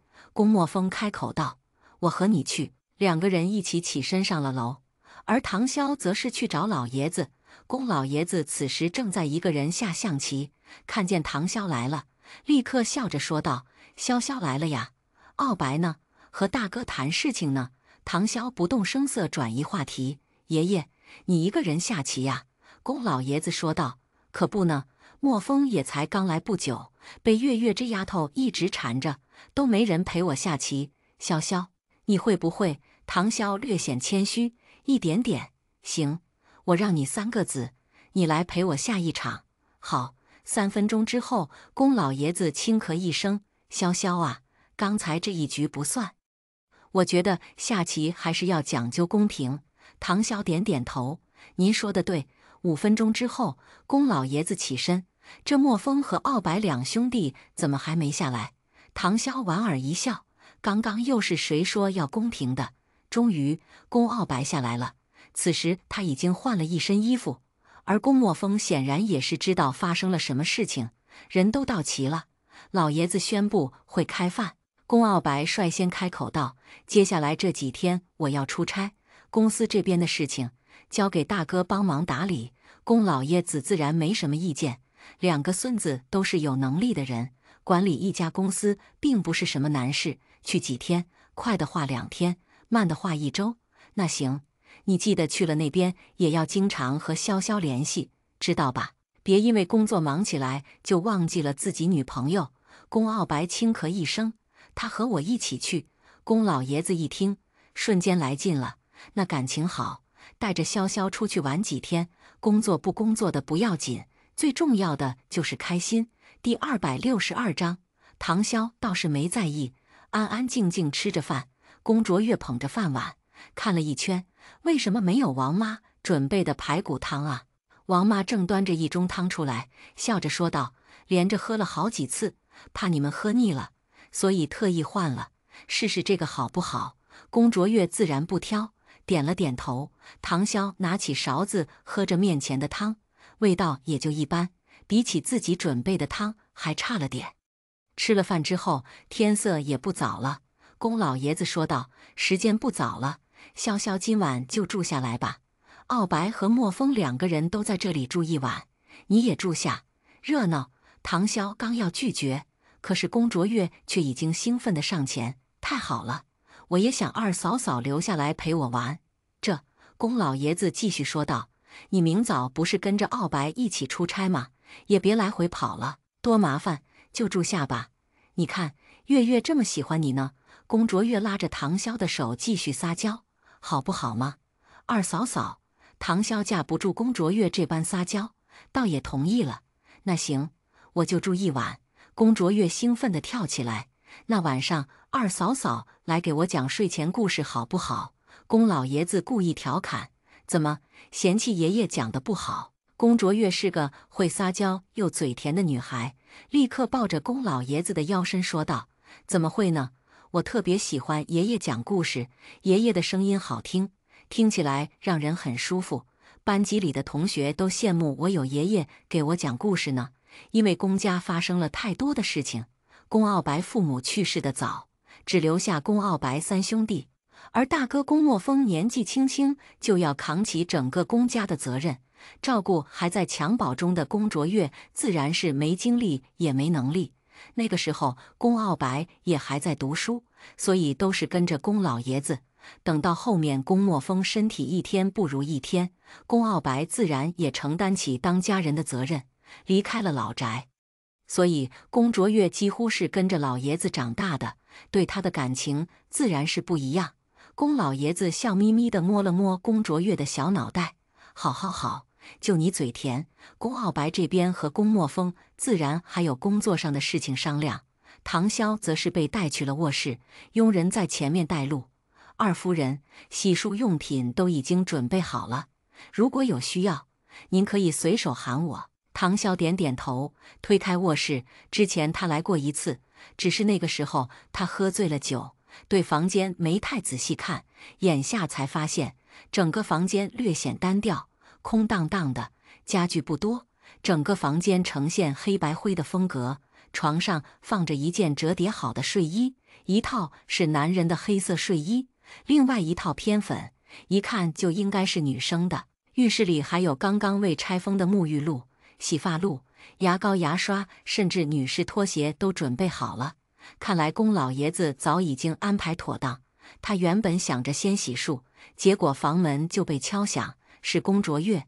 小丫头探进来一个小脑袋：二嫂嫂，我要睡觉了，你来帮我读故事书好不好？唐潇点头，走。宫卓越笑眯眯地牵着唐潇的手。等到了房间，宫卓越跳上床，乖乖躺下。第263章，唐潇看了一眼他床头的柜子，倒是有不少故事书，除了少量的寓言故事之外，其他的是一些经典书籍，其中甚至还有一些外语书。唐潇翻看了一眼，这种书籍别说她这个年纪的小丫头，哪怕是她拿回南丰高校，没几个人能全程看下来。这些都是你的睡前读物。宫卓越点点头，你手中这本还是二哥送给我的呢，我特别喜欢，都看到第3章第6页了。唐潇不得不佩服，宫家的孩子确实不一般，你倒是比我想象中的厉害嘛，这些都能看得懂。宫卓越点头，其实如果不是我生病这几年没好好学，不然我肯定可以和二哥一样。我二哥在我这个年纪就已经能看好几个国家的书了呢。看着小丫头眼睛发亮的样子，这是有多崇拜宫傲白。醒了，闭静眼睛，睡觉，再激动下去，哪里睡得着？唐潇拿起外语书，低声念着上面的单词。也不知道过了多久，小丫头的呼吸逐渐平稳，她这才放下书本，再轻手轻脚地离开。等到她回到房间，听到里面传来水声，宫傲白已经回来了，正在里面洗漱。唐潇坐在沙发上，百无聊赖地打开手机，搜索起叶城杨家。按道理，宫家不是出不起价格，可是对方却能在宫家这么天价的底牌下，依旧无动于衷，肯定有什么他不知道的问题在。手机里关于杨家的内容不少，叶城是座古城，当地保留了原来的建筑面貌，发展旅游业，而杨家正是靠着传统工艺加上文化旅游发家。杨家人传统烧窑，在当地颇具名气，也有不少外地人专门过来收买。如果到时候唐潇强行去夺走，只怕这个阵都出不了。就在这时，浴室里的水声停了，浴室的房门被打开，宫傲白下半身只系了一条浴巾就走了出来。不得不说，宫傲白的身材很好，宽肩窄腰大长腿，身上的肌肉线条明显。他随手拿着毛巾擦拭着发梢还未干的水渍，水珠顺着他的锁骨一路往下，沿着腹肌，最终落到浴巾覆盖着的不可言说的地方。唐潇挑了挑眉，身材确实不错，比少谦的还好。回头催促少谦也要抓紧锻炼，看看人家还在公司加班的少谦莫名打了一个喷嚏，低头继续批改加急文件。龚傲白显然也没想到唐潇竟然这么快就回来了，他默不作声地拿起床上的睡袍，走进浴室，再出来，身上已经穿着一件遮掩得严严实实的浴袍。唐潇内心轻啧，有点可惜，你今晚睡床，我睡沙发。听到龚傲白这么说，唐潇却道：“怕什么？又不是没睡过。”龚傲白忍不住咳嗽了2声，才缓缓开口：“女孩子说话矜持些，不要说这些让人误会的话。”之前龚傲白确实在唐潇那边留宿过一晚，但是住的却是客房。之后一次是因为唐潇喝醉酒，让他回自己的卧室，结果那天晚上龚傲白毒发，强撑着过去了，也没精力在乎其他。这一次算是他们真正的共同住一个屋檐下。第264章，唐潇无所谓的耸了耸肩，不就是共睡一张床？我以前和少谦也这么睡过。龚傲白的脸色微微一沉，这个少谦听着有些熟悉。龚傲白开口道：“你和他关系很好？”“嗯，当然。”少谦是师门里的小师弟，年纪自然也小。那个时候唐潇也不大，2个人饿了就偷偷去后山烤番薯吃，经常吃的一嘴黑印子，偷偷回来。有的时候唐潇困得不行，就睡在少谦的房间里，什么时候把人踹下床都不知道。龚傲白看着唐潇这么面不改色地说出这番话，心里突然升起一股莫名的感觉，这样的感觉让他不爽。唐潇洗完澡，吹完头发，穿着睡衣往外走，龚傲白还坐在沙发上，他倒是大大方方地坐在床上玩手机，打了一局游戏，却发现龚傲白依旧没有要睡觉的意思。“你不睡？”龚傲白看着手里的财经杂志，“我不困，可我困了。”龚傲白合上杂志，“那我关灯。”唐潇看着对方丝毫没有要上床的意思，忍不住道：“你上来。”龚傲白犹豫，唐潇轻笑：“怎么，害怕我吃了你呀？”龚傲白嘴角终于扬起一丝笑意，倒是没想到能在别人嘴里听到这句话。他缓缓走到床边，掀开被子，确定唐潇已经躺好之后，这才关灯。眼睛还没适应黑暗，所以听觉在这个时候显得格外敏锐。龚傲白能听到唐潇翻身的声音，还有那呼吸声。等到唐潇的呼吸声逐渐转向平稳，龚傲白这才微微侧过脑袋，看向身边的位置。唐潇侧向他的方向，半张脸藏在被子里，看着有些乖巧。龚傲白缓缓伸出手，不过在距离他的脸颊还有1寸的时候，收回了手。龚傲白很少和人一起睡，可是唐潇在身边，对方身上淡淡的药香却让人感觉很舒服。等到他再次睁开眼睛，只感觉胸前暖乎乎的，低头看了一眼，就看见一颗毛茸茸的小脑袋。唐潇还在睡觉，小脑袋紧挨着龚傲白的胸口，一只手搭在他的腰上，睡得香甜。龚傲白呼吸微微急促，神情有过一瞬间的慌乱，他努力控制呼吸，生怕自己会惊醒怀中的人。唐潇睡着的样子很乖，羽节垂落，纤长浓密，肌肤细腻白皙，或许是因为睡觉的缘故，带着一点点粉色，就像是一颗水蜜桃，让人忍不住想要咬一口。龚傲白就这么默默地看着，直到门外传来了林叔的声音：“二少，您起了吗？”唐潇微微睁开眼睛，样子有些迷茫，好一会儿才发现自己整个人都扑在了龚傲白身上，立刻后退：“不好意思。”说话间，唐潇打了一个哈欠，神情慵懒，就像是一只小猫。没想到看一个人睡觉竟然也能这么有趣。门外的林叔见里面迟迟没动静，有些疑惑。按照龚傲白的作息，这个点早就起来了，再加上他们今天要出差，林叔这才来催促。林叔刚想继续开口，结果就听到里面传来龚傲白的声音：“起了。”林叔这才说道：“好的，早餐已经为您准备好。”第265章，知道了。唐潇大大咧咧地伸了一个懒腰，放下胳膊的时候，睡裙的肩带滑落，露出大半个雪白的肩膀。龚傲白立刻移开视线，不自然地轻咳一声：“你缓一缓，我先洗漱。”唐潇点点头，躺下继续赖床了一会儿，直到龚傲白洗漱出来。等到两个人洗漱出来，龚老爷子和龚墨风已经坐在餐桌边。过了一会儿，龚卓越也被王妈牵着手带出来。老爷子早上喜欢喝粥，所以王妈准备的餐点就是鲜虾时蔬粥，还有一种红枣小米粥。餐桌上还放着小笼包、油条和煎饺和蒸饺两种，油条、水煮蛋等等。害怕唐潇吃不惯，还有一些烧饼、酸奶等等，倒也丰盛。王妈热情地说道：“如果这些不合你口味，我再给你下碗面条。”唐潇连连摇头：“不用，这些够了。”唐潇不挑食，他要了一份鲜虾时蔬粥，又拿了一份烧饼，开始吃了起来。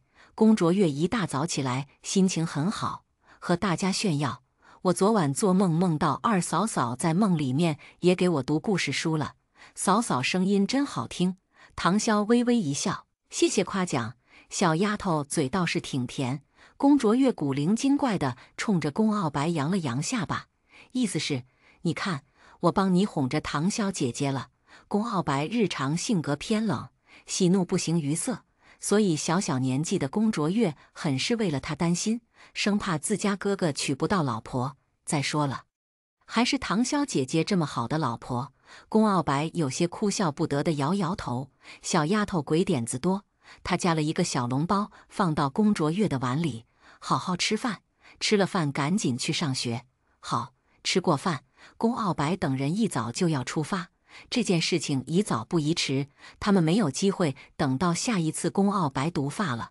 龚墨风眼下自然也猜到龚傲白去做什么，郑重地拍了拍龚傲白的肩膀：“放心，这里交给我。”龚傲白点点头：“好。”对于龚墨风的能力，龚傲白自然不怀疑。就在这时，林叔走上前：“二少、二夫人，有一位叫少谦的，邵先生说是来送东西的。”龚傲白微微蹙眉：“少谦？”唐潇点点头：“我让他来的。”“他在哪儿？”林叔指了指门口的位置：“就在门外。”唐潇对着龚傲白说了句：“你等着我。”说完，唐潇就起身朝着门口的位置跑去。此时龚傲白站的位置刚好可以看见他们两个人的谈话。少谦坐在车内，车窗打下，一脸严肃地盯着他：“你昨晚就在这里过夜？你该不会已经和这个姓龚的同居了吧？”唐潇伸出手：“什么姓龚的？人家有名有姓。对了，我要的东西呢？”少谦心里那就一个气呀，目光看向龚傲白的方向，狠狠瞪了一眼：“当初你可是说好的，假订婚，你怎么回事？他当初可是瞒了众师兄好久，这要是传出去，他的小命只怕不保。”第266章，唐潇点头：“我知道，毕竟这一趟出门，指不定会遇上什么事情。”唐潇让少谦带来了一些药物，以备不时。那行，先这样。唐潇挥了挥手，做事就要潇洒地离开，却被少谦喊住：“等等，这个你拿着。”唐潇低头一看，是一个小小的玻璃瓶，不过小拇指大小，但是里面却关着一只黑色的小虫子。这是行千里。少谦点头：“不错，刚刚拿到的好东西，我连萧师兄都不舍得给，就先给你玩玩，猜你肯定喜欢。”行千里就是这只虫子的名字，正如名字那样，它可以通过气味千里追踪。只是这种虫子很少，也不知道少谦花了多少时间才找到这么一只。谢谢。唐潇显然很喜欢。少谦在车内微微探出身，摸了摸唐潇的脑袋：“行了，去吧，潇潇。”突然，身后传来了龚傲白的声音。唐潇转身：“你怎么来了？”龚傲白看向少谦，嘴角扬起一丝淡淡的笑意，可是眼神里却带着一丝审视。“他是谁？不介绍介绍？”唐潇解释：“他我小师弟，来帮我送东西。说着，唐潇又看向少谦，宫傲白，我未婚夫。听到未婚夫3个字，宫傲白的脸色终于好看了很多。少谦看向宫傲白，抬了抬手，算是打了招呼。潇潇，看得出来你这个未婚夫倒是挺在乎你嘛。都是男人，他又怎么会不明白此时对方眼中那警戒的眼神意味着什么？占有欲还挺强。哼，强又如何？我们潇潇才不会和你在一起。再说了，都是合约订婚，算哪门子未婚夫？少谦在心里吐槽一通，但是看在唐潇的面子上，脸上还是带着笑意。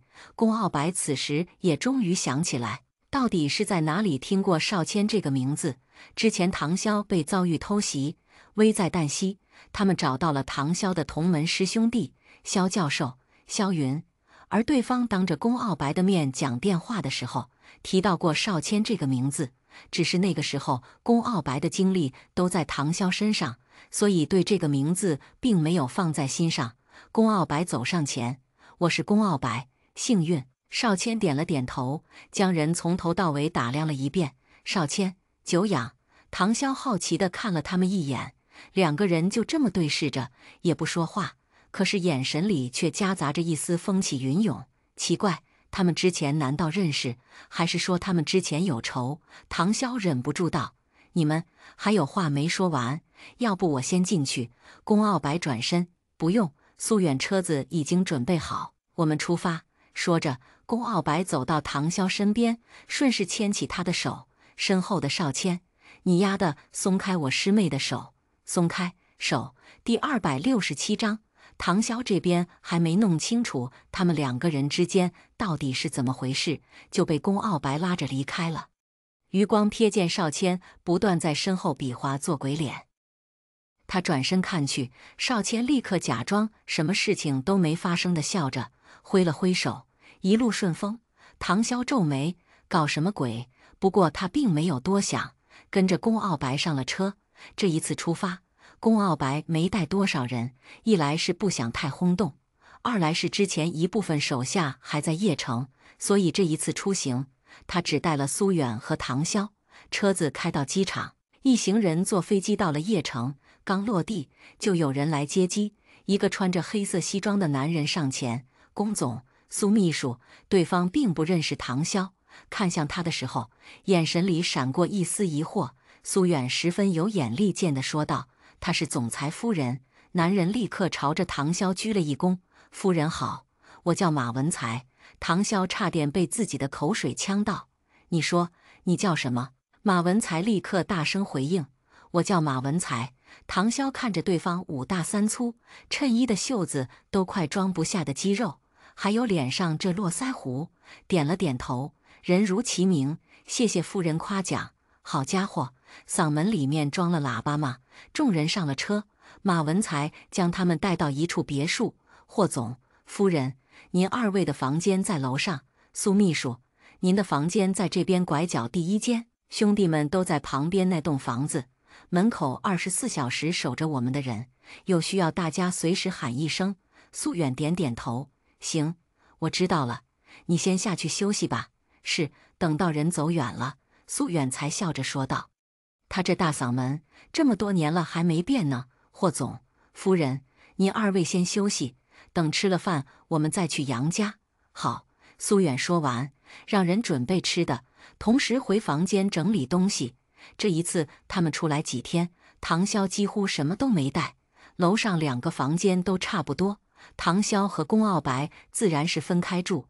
唐潇打开卧室的门，发现里面日常用品都已经备齐，衣柜里还有不少衣服，都是他平常喜欢的穿衣风格。除了这些之外，梳妆台上还有不少化妆品。准确来说，宫傲白将该准备的东西都准备了。短暂的休息了一会儿，苏远过来敲门，可以下去用餐。唐潇刚下来，就看见系着围裙的马文才端着刚刚煮好的汤出来。见唐潇下楼，立刻说道：“夫人，您来尝尝我做的饭菜合不合你的口味？”唐潇颇为诧异：“都是你做的？”马文才点点头：“马某不才，厨艺有那么点厉害。”唐潇笑了笑：“这个人倒是挺有意思。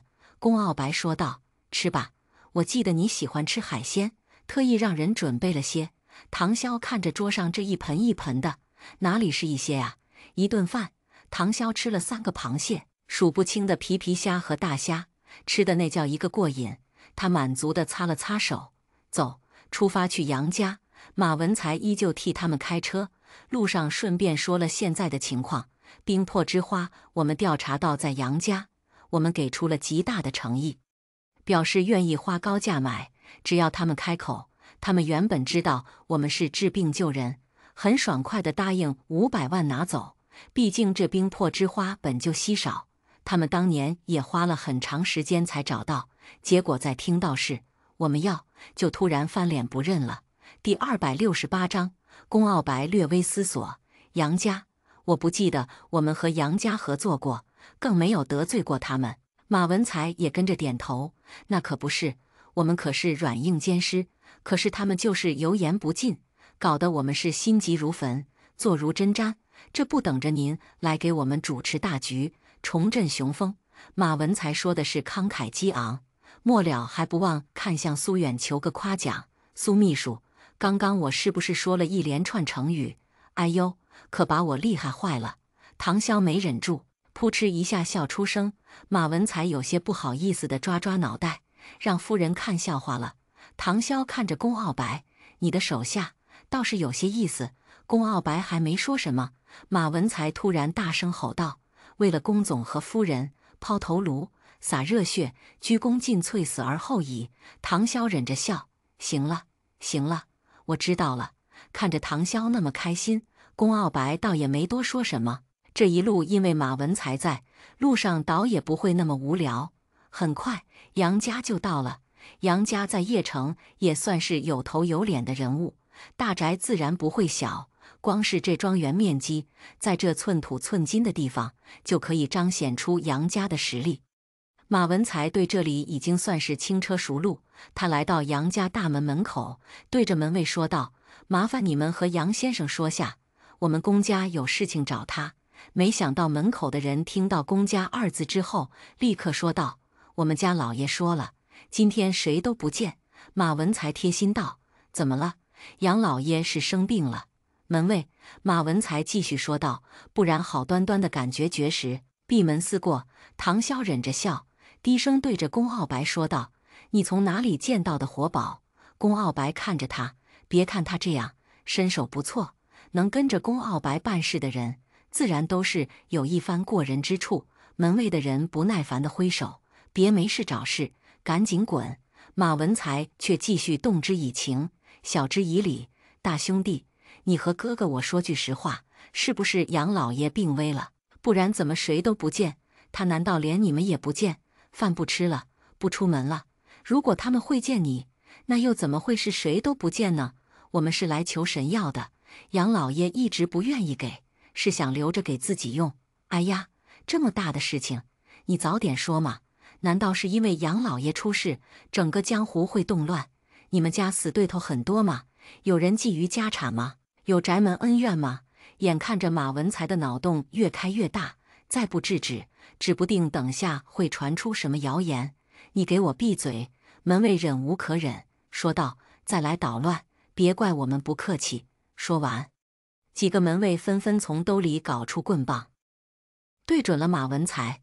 马文才有些委屈：“你们怎么被我说中了之后就恼羞成怒了？我太聪明，这怪得了我吗？”门卫，这到底是哪里找来的人？终于，宫傲白推开车门下车。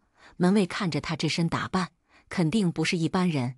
其中一个警惕道：“你是？我是宫家2少，宫傲白，特意来拜访杨老爷，还请你们去和杨老爷说一声。”几个人面面相觑，最终其中一个为首的说道：“稍等。”说完，对方快速往里走。好一会儿，对方才出来：“几位跟我来。”唐潇走在宫傲白的身边，一行人朝着里面走去。第269章。很快，他们来到客厅。刚刚带路的人说道：“几位稍等，我们老爷还有事情，等忙完了便出来了。”说完，对方刚要转身离开，唐潇却拦住了去路，笑着说道：“我想杨老爷应该不会那么无聊，玩那种放人鸽子的游戏，晾着我们，然后让我们自己知难而退吧。那人嘴角抽了抽，这个女孩是怎么看出来的？唐潇礼貌地笑了笑，做了一个请的手势。那人尴尬离开，马文才就忍不住问道：“夫人，你是怎么知道他们故意想要割我们的？”唐潇直接找了一张椅子坐下，说道：“刚才进来的时候我看过了，没有外来车辆，只有我们一行人，所以不存在杨老爷和其他人有要事的情况。最重要一点就是，刚才进来我看见拐角院子里有个鸟笼，有人正在喂鸟。虽然那人我没看清楚脸，但是那鸟养得极好，羽翼油光发亮，心想肯定是被人精心呵护的。在这种宅子里能有这种闲情逸致的，我猜也就是杨老爷子了。”话音刚落，便响起一阵掌声。只见一个中年男人正缓缓走了出来。没想到这位小姐观察的倒是仔细。唐潇看了对方一眼，杨老爷，正是。唐潇起身，明人不说暗话，我今天来是想，我知道你们想要什么，但是我想我说得很清楚了，谁都可以拿走冰魄之花，但是公家的人，我绝不会给。龚傲白微微颔首，杨老爷，我想知道其中原因，是不是晚辈曾经哪里得罪过您？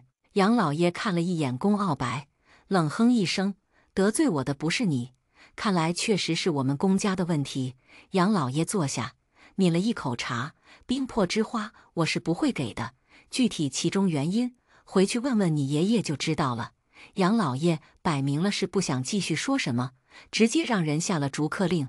马文才摸了摸脑袋，低声道：“苏秘书，你说，该不会是龚老爷子曾经和杨老爷抢过对象，他输了记恨了这么多年吧？”马文才哪怕压低了声音，可是嗓门并不小。杨老爷子差点没一口茶喷出来：“你小子给我住嘴！”马文才见状，诧异道：“我说中了。”杨老爷高声道：“来人，把他们都给我轰出去！”唐潇见状，开口道：“杨老爷，您别激动，如果是龚家真的哪里做不好的地方，您尽管开口。”呵，陈年旧事，无需多提。既然是陈年旧事，为何您还这么在意？听到龚家二字就这么在意，不如您把前因后果和我们说说，我们能改的一定改。可是杨老爷却是油盐不进。送客。很快，几个下人上前，轰着他们往外走。唐潇和龚傲白对视一眼，两个人都没再说什么。他们这一次来，也做好了准备。来到院子，唐潇感觉似乎有人在看着自己，一抬头，刚好看到阁楼上窗户边一道人影快速躲了起来。龚傲白见状：“怎么了？”唐潇摇摇头：“没什么。”等到出了杨家，马文才继续说道：“这人怎么恼羞成怒呢？”苏远终于开口：“行了，别说话。”马文才这才悻悻闭嘴。龚傲白起身回到车上：“走吧。”一行人开车回到住处，只不过他们并不打算就这么放弃。到了晚上，一行人再次来到杨家大宅外面。既然明着不行，他们也就只能暗地里偷偷来。第270章，马文才这些天早已经摸清了路数，说道：“他们这边每隔半小时会有守卫巡逻，但是日常都是有监控，所以等下我先去把监控干掉，然后吸引他们的注意力。龚总，你和苏秘书二人要小心。那个夫人，您去车里坐着吧，我给您点杯奶茶。”一行人准备夜袭杨家，所以龚傲白并没有带很多人。马文才单纯的觉得唐潇和龚傲白恩爱，简单来说就是来凑热闹的。比较唐潇年纪小，或许就想着在车上吃点东西，待着玩手机就行了。唐潇没理会，拿出一个类似行李箱的盒子，打开，里面装着无线设备、笔记本，还有一些马文才看不懂的东西。只见他对着这些看的人眼花缭乱地现一阵鼓捣。很快，笔记本开机，马文才不解，询问苏远：“苏秘书，夫人这是想打游戏？”苏远看了他一眼：“你可闭嘴吧。”马文才疑惑：“怎么了？我说的不对？”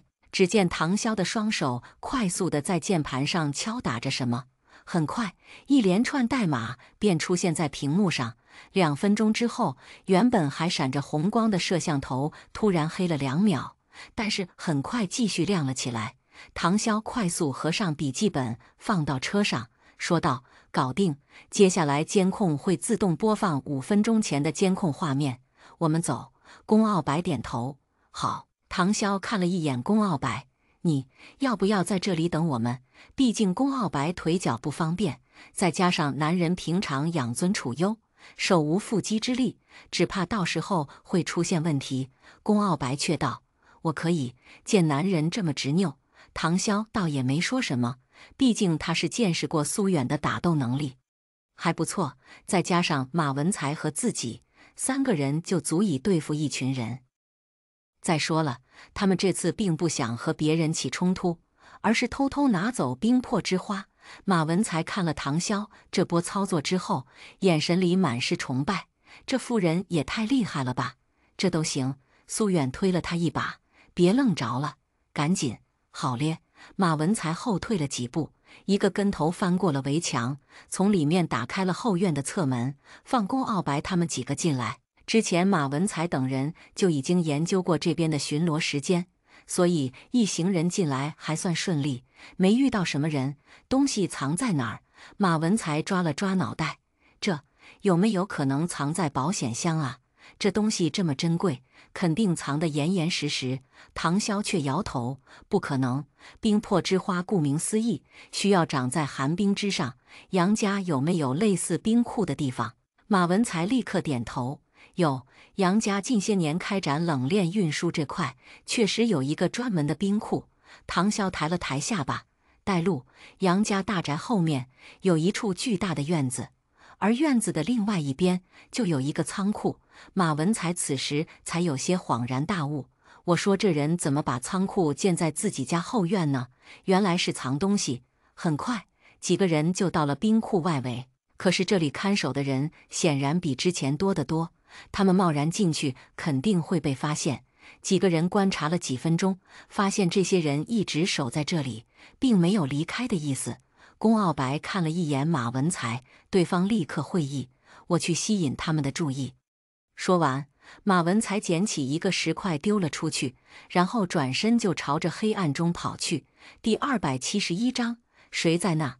很快，看守中的2个人快速跟了出去，还留下2个人在门口的位置守着，不过显然是更加警惕了。苏远绕到其中一个人的身后，快速将人打晕。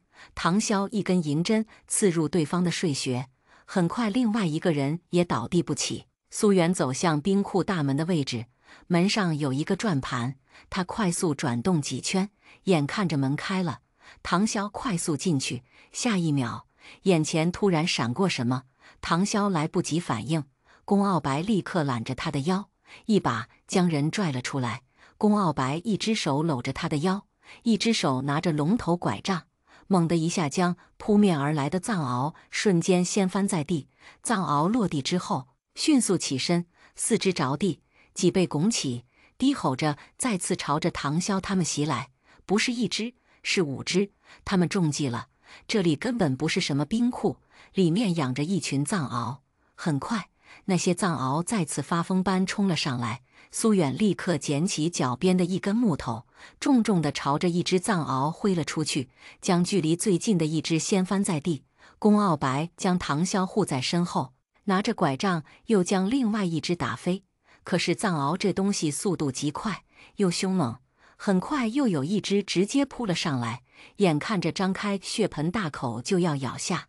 龚傲白立刻横着拐杖抵挡了藏獒的攻击，可是身后那几只也快速朝着龚傲白袭来。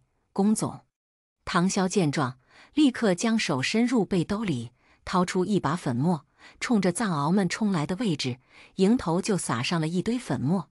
很快，刚刚还叫嚣着的藏獒瞬间变得乖巧，安安静静地坐着。苏远连忙扶起龚傲白：“龚总，没事吧？”龚傲白摇头，看向唐潇，确定对方没事，这才稍稍安心。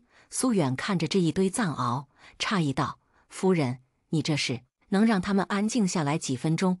我们走，这里是陷阱。”只怕再待下去，对方的人马上就来了。就在这时，一个女孩的声音传来：“你们是谁？来这里做什么？”唐潇转身就看见一个穿着米白色洋裙的女孩子站在门口的位置，目光有些好奇。见他们没说话，女孩自顾自地说道：“你们也是来盗取冰魄之花的？”苏远周身带着警惕，刚要上前，却被唐潇拦下，因为他看得出来女孩的眼神中没有恶意。是听到唐潇这么说，女孩的脸上倒是诧异，这还是第一次有人这么主动承认的。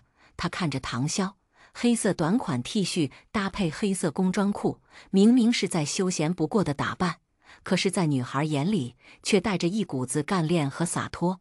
你刚刚对我家的藏獒撒的是什么东西？你可以理解为乖乖粉，只要吸入性格就会变得乖巧，但是效果大概也就10分钟，不会伤害到他们的生命，也不会对他们造成影响。女孩疑惑：我怎么没听过这种药粉售卖？唐潇，那是我自己研发的。女孩瞪大了双眼：你还会研发药物？苏远站在一边打断了2个人的对话：我们时间不多了，撤！不远处已经有人朝着这边赶来了，他们的行踪已经被发现。第272章，谁知这个女孩儿突然说道：“跟我来。”苏远警惕道：“我们为什么要跟你走？你是谁？”女孩却道：“现在外面都是守卫，而且围墙这边因为有人入侵，打开了电网。你们想要原路返回，是回不去的。”宫傲白看了女孩一眼，带路。女孩转身，大家跟着她绕到了仓库后面，打开门，这里是仓库的后门。唐潇不解：“你带我们来这里做什么？”女孩没说话，只是走向一侧。按下，众人才发现这里竟然有个指纹机，需要利用她的指纹才能打开这扇门。打开之后，唐潇才发现这里面竟然还有一个冰库，而他们要的冰魄之花竟然在这里。这就是最危险的地方，就是最安全的地方。唐潇看着女孩：“你知道我们是来做什么的吧？为什么要帮我们？”宫傲白看着他，此时也猜出了他的身份：“你是杨家千金，杨富柔。”杨富柔点点头：“我知道你们是谁，你们是林城公家，这一次来就是来拿冰魄之花。”女孩这么说，大家的脸上更加疑惑了。杨富柔轻笑一声，继续说道：“我听我爸爸说起你们的事情，知道你们是要拿着冰魄之花救命。既然是救命的，你们拿去就是了。”宫傲白，你的条件？杨富柔想了想：“带我走。”唐潇上前：“你不是杨老爷的千金，为什么要我们带你走？”杨富柔打了一个喷嚏，这里太冷了，她忍不住有些发抖。唐潇说道：“我们先离开这里气温太低了，不适合一直待着。”杨富柔摇摇头：“可是外面都是人，我们必须再待一会儿。放心，他们看不到人，自然会离开的。等下我带你们出去，避开电网。”女孩颤抖得厉害，唐潇上前抓住对方的手，试图给对方传递一点热量，不经意间把到对方的脉。唐潇心中瞬间了然，不过眼下这个节骨眼不是什么说话的地方。宫傲白直接将外套脱下，披在唐潇的身上，穿好。唐潇想要拒绝，虽然她是个女生，但是在体能这块，她或许比宫傲白好得多。男人却难得霸道，别动。唐潇到底是没能拒绝，穿好了西装外套。苏远上前将冰魄之花摘下，用早已经准备好的布料裹住，想了想，脱下自己的西装外套给杨富柔。毕竟他一个大男人穿得这么严严实实，人家一个小姑娘穿着裙子，自然是要有绅士风度，披上吧。女孩愣了一下，这还是第一次有男孩子给她递外套。她小时候家里就管得严，几乎是大门不出，二门不迈，少有的几次出门，家里人也是准备了不少人跟着，搞得没人敢靠近。她一个人逛也没意思，渐渐的就没怎么出门，更别说和男孩子接触了。谢谢。杨富柔接过苏远还带着体温的外套，红着脸披在身上。苏远把冰魄之花递给唐潇：“夫人，您收好，我去外面查看查看情况。”好。唐潇将冰魄之花放入自己随身携带的背兜里。不一会儿，苏远回来，说道：“人都走远了。”几个人立刻往外走。再待一会儿，唐潇都有些受不住。宫傲白牵起唐潇的手，握着他冰冷的小手，哈了一口气，然后搓了搓。怎么样？第273章。唐潇愣了一瞬，将目光看向了别处。没事。杨富柔看了一圈，说道：“我们走吧。对了，我该怎么称呼你们？”唐潇、宫傲白，我叫苏远。杨富柔看了一眼苏远，点了点头。你们跟我来。有了杨富柔带路，一切都顺利不少。这里有一个暗门，是平常佣人们出去时候走的，这里没人看守。杨富柔说着话，有些气喘吁吁。苏远看着他，想着，还真的是养尊处优的大小姐，这么一段路就累成这样。杨富柔上前，输入密码打开了暗门。打开之后，里面有一个半米宽的通道，走了约莫10米，一行人竟然走出来了。唐潇忍不住问道：“马文才怎么办？”苏远想了想：“夫人，你们先走，我去接应马文才。”唐潇点头：“好，你小心点。”杨富柔离开了杨家，显然有些紧张。我带你们出来了，你们可要说话算话，带我走的。宫傲白看着他：“我们已经带你出来了，你想去哪里，可以自己去。”杨富柔有些为难，她虽然想要离开家里，可是这去哪里，她是半点没想过。唐潇看着他为难的样子：“你带钱了吗？”啊，看着对方一脸疑惑，唐潇说道：“你既然想要离家出走，那么身上好歹要带着钱和证件吧？怎么，你没带？”杨富柔立刻翻出自己的小包：“带了。他的小包很简单，一张口琴，一张身份证，一捆钱，以及一部手机。钱看着不多，几千的样子。”唐潇看着他这般模样，善意提醒：“你如果不想这么快被你父母找到，最好别用银行卡里的钱，不然他们很容易通过流水找到你。”杨富柔认真地点头：“我知道的，所以我把我所有积蓄都拿出来了。”多少？5800。唐潇。最终，唐潇还是笑了笑：“行了，你先跟我们走。”3个人上了车，离开了杨家。而此时的杨家知道有外人入侵之后，瞬间启动了警戒。结果没想到佣人来报，杨富柔不见了。杨老爷终于再也坐不住，放出所有人出去找。很快，他们就抓到了马文才。对方想要翻墙离开，结果手刚刚接触电网，就被电得掉了下来，被手下的人抓住。马文才也没想到自己这么倒霉，本来按照他的实力，轻轻松松脱离他们的包围圈不是问题，谁知道他们不讲武德，打开了电网。杨老爷看着马文才，自然也猜到了入侵的人是谁的人。这就是你们宫家的做事风格，明着不行就来阴的。说：“我女儿在哪里？”第274章。马文才反问道：“我怎么知道你女儿在哪里？”杨老爷一把揪住马文才的衣领：“你说不说？信不信我现在就打断你的腿？”马文才瞪大了眼睛：“喂，现在是法治社会，你打我，我可就喊警察叔叔了。还有，我都不认识你女儿，我怎么带走你女儿？我有对象的，超级好看的，好不好？”杨老爷，这个人很显然跟他不在同一频道上。杨老爷直接将人丢到地上，让人搜刮他身上有用的东西。不过到最后也只搜出一个手机。马文才按到造谣，他的手机上有苏远的联系方式。电话打通的那一秒，马文才大喊：“我被抓了！你们别管我，快跑！”手下的人一拳直接击中了马文才的腹部，剧痛让他无法说话。苏远拿着手机说道：“怎么样，你才放人？”杨老爷冷声道：“1小时内带着我女儿和冰魄之花来见我，不然你就等着看到这小子的尸体。”说完，杨老爷直接挂断了电话。苏远思索了几秒，还是给宫傲白打去了电话：“我知道了。”挂断电话，宫傲白让唐潇先回酒店，自己带着杨富柔和冰魄之花回去救人。唐潇却道：“我和你一起去。”“不用。”“要。”宫傲白微微皱眉：“潇潇，这不是我们最后一次机会。虽然下次再拿到冰魄之花会更加困难，可也不是完全没办法。只是宫傲白不想让唐潇遇到危险。唐潇却道：“我是你未婚妻不是吗？遇到麻烦自己躲起来算什么事儿？你就算让我下车，那我肯定也会想方设法去找你。”宫傲白看着唐潇，神情微微一怔。杨富柔在这个时候开口：“你们真的好恩爱啊！”女孩眼神清纯，说的也是真心实意。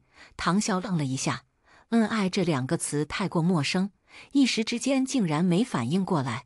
宫傲白轻咳一声，说道：“我们不能一起回去，不然容易一锅端。我们兵分两路。”杨富柔却道：“要不我自己回去吧，免得连累你们。”唐潇安慰道：“你父亲除了要你回去之外，还要冰魄之花，我们也必须去和你父亲再谈谈条件。”杨富柔低垂着脑袋：“是我连累你们了，如果没有你，我们也没机会拿到它。既然能拿到第一次，那也就能拿到第二次。”唐潇冲着宫傲白扬了扬下巴，开车。车子再次掉头回到杨家，苏远就守在外面。车子停下，车内就只有宫傲白和杨富柔两个人。唐潇不在。二少，对不起，我应该早点找到马文才的。宫傲白却道：“无妨，不是你的问题。”第275章，宫傲白朝着里面走去，而杨老爷此时正坐在客厅里抽着烟，神情严肃。马文才被捆着双手双脚倒在地上，不过看样子应该是没什么问题。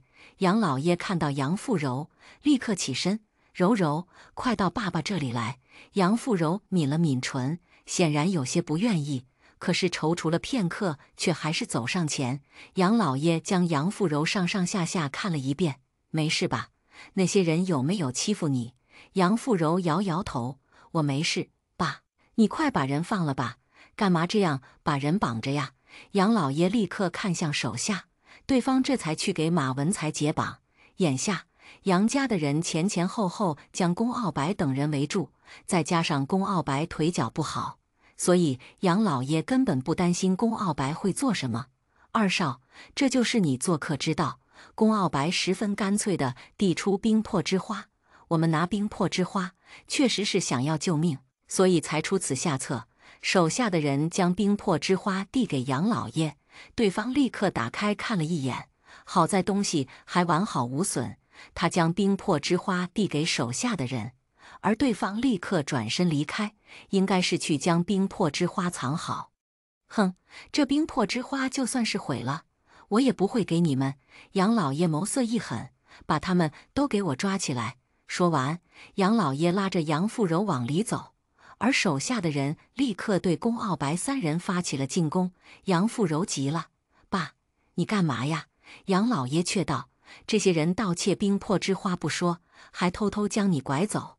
这次我说什么都要给他们一点教训。”杨富柔立刻想要挣脱对方的手，却没挣脱开。“爸，是我提出要求让他们带我走的，不关他们的事情。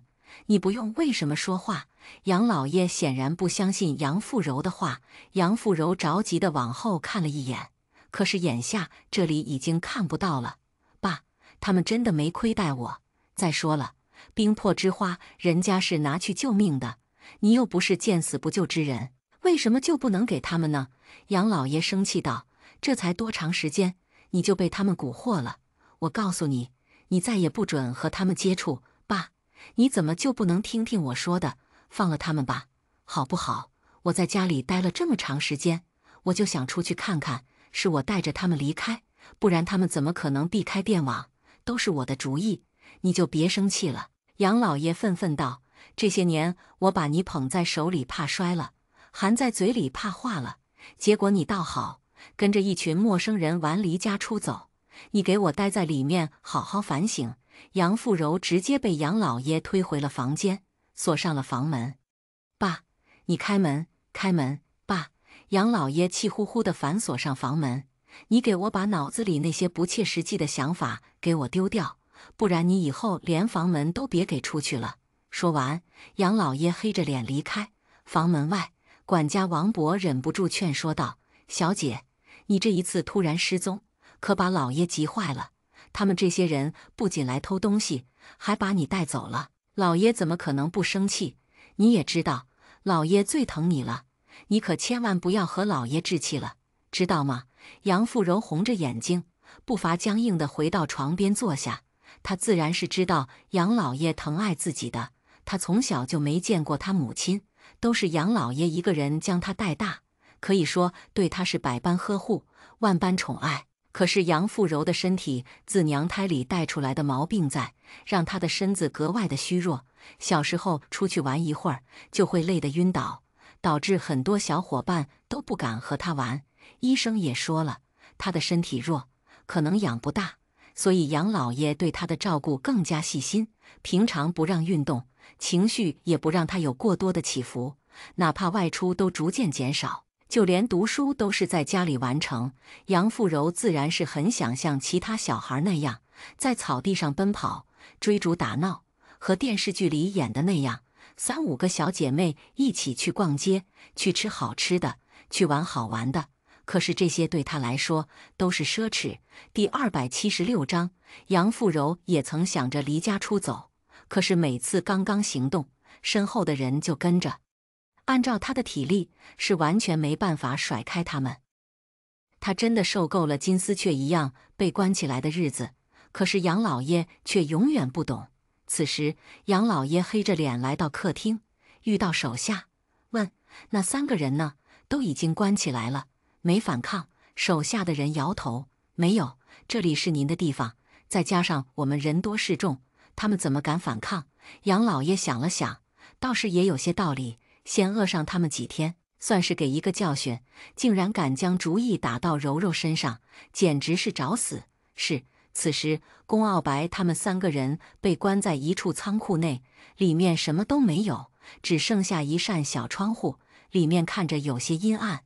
龚傲白席地而坐，闭目养神。苏远同样坐在一侧休息，脸上没有丝毫的着急。倒是马文才来来回回走动，嘴里念念有词：“都怪我，都怪我！如果不是我，也不会牵连你们。现在这窗户太小了，我们也出不去啊。要我说，刚刚就应该奋力一搏，给龚总杀出一条血路来。苏秘书，你当时非要拦着我做什么？要不这样，等下看到有人送吃的进来，但凡有人打开这扇门，我们就杀出去，怎么样？我来拖住他们。苏秘书，你带着龚总走。”马文才越说越觉得自己分析的有道理，双手一拍，紧挨着苏远坐下。苏秘书，你觉得怎么样？苏远淡淡道：“不怎么样。”马文才着急了：“可我们也不能坐以待毙啊！”苏远开口道：“闭嘴，休息。”马文才看着这么镇定的龚傲白和苏远，脑子里哪根筋终于通了，立刻心领神会的点点头。唐潇此时坐在杨家对面的一家咖啡店里，默默观察着里面的一切。此时的他在等天色暗下来。这一次临走前，少谦给他的行签里起到了关键性的作用。那一朵送回去的冰魄之花已经被沾上了特殊气息，无色无味，可是行签里却能在方圆千里之内精准地找到它，所以他们才会这么干脆地将冰魄之花还回去。等到夜幕落下，唐潇放出了行千里，小小的一只行千里尾巴里闪着光，慢慢地朝着杨家飞去。唐潇跟在身后，跟着这个小圆点。杨家眼下已经抓到了龚傲白他们，肯定会放松警惕，所以这是他们行动最好的时间。龚傲白低头看了一眼手表，7点了，时间到了。苏远起身，而马文才也跟在他的身后。苏远走到门口，敲门，没人回应。他继续敲门，直到外面传来一个男人粗粝的嗓音：“做什么？上厕所，憋不住了，拉肚子。”马文才吼了一嗓子，乍一听就跟真的闹肚子似的，着急的不行。外面的人听到他这样，这才打开了仓库的门，结果没想到刚刚打开，就被苏远一击手刀给放倒了。第277章，旁边另外一个守卫刚要叫人，结果就被马文才一胳膊敲晕。马文才快速往外看了一眼，他们到底小看了龚傲白他们，只剩下2个看守的。马文才说道：“龚总，外面没人，几个人刚才被关进来的时候，室外放上了信号干扰装置。眼下他们离开之后，手机再次恢复使用。宫傲白第一时间给唐潇打去电话：“你在哪儿？”“冰库。”这一次，冰魄之花竟然还藏在冰库。但是唐潇进去之后，却发现周围什么都没有，包括暗门那边。可是按照行千里的提示，这东西就在冰库里才对。到了冰库之后，行千里渐渐地失去了行动力，慢慢地落在地上。唐潇将行千里收回瓶内，再放入背包当中。既然行千里选择这里，那就不会有错。他想了想，试图移开最上面的冰块，可是这冰块又冷又沉，唐潇一时之间根本无法撼动，而且人在里面待久了，手脚也逐渐麻木起来，肯定是有什么他没想到的地方。就在这时，宫傲白几个人也来到冰库。唐潇将自己的发现告诉他们：行千里既然带我们来这里，说明这东西肯定就藏在这附近。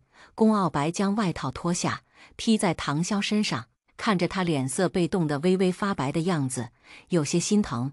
穿上，唐潇点点头。此时的他确实有些冷了。苏远和马文才则是在周围观察，看看是否有可疑的地方。宫傲白目光缓缓扫过周围，视线终于落在头顶的吊钩上。苏远顺着宫傲白的目光看去，瞬间明白过来，走上前操控一边的仪器，将钩子慢慢放下。马文才则是用绳子套住巨大的冰块，钩子勾住绳子，而冰块也慢慢的移开，下面的地方刚刚露出一个角。唐潇便欣喜道：“找到了！”原来他们将下面的冰块凿空，当作储藏柜，上面再用巨大的冰块覆盖，一般人根本不会发现。好在这一次有行千里的帮忙，不然唐潇也不能确定冰魄之花就在这里。他立刻拿起冰魄之花，一行人快速离开了这里。有了上次离开的经验，众人顺利来到暗门。唐潇再次从背包里拿出设备，连接这里的密码锁。1分钟左右，密码锁自动被破解，一行人快速离开。上了车之后，唐潇忍不住往后看了一眼。宫傲白道：“怎么了？”“那个杨富柔身体有点问题，只不过那天我把脉的时间太短，不太确定。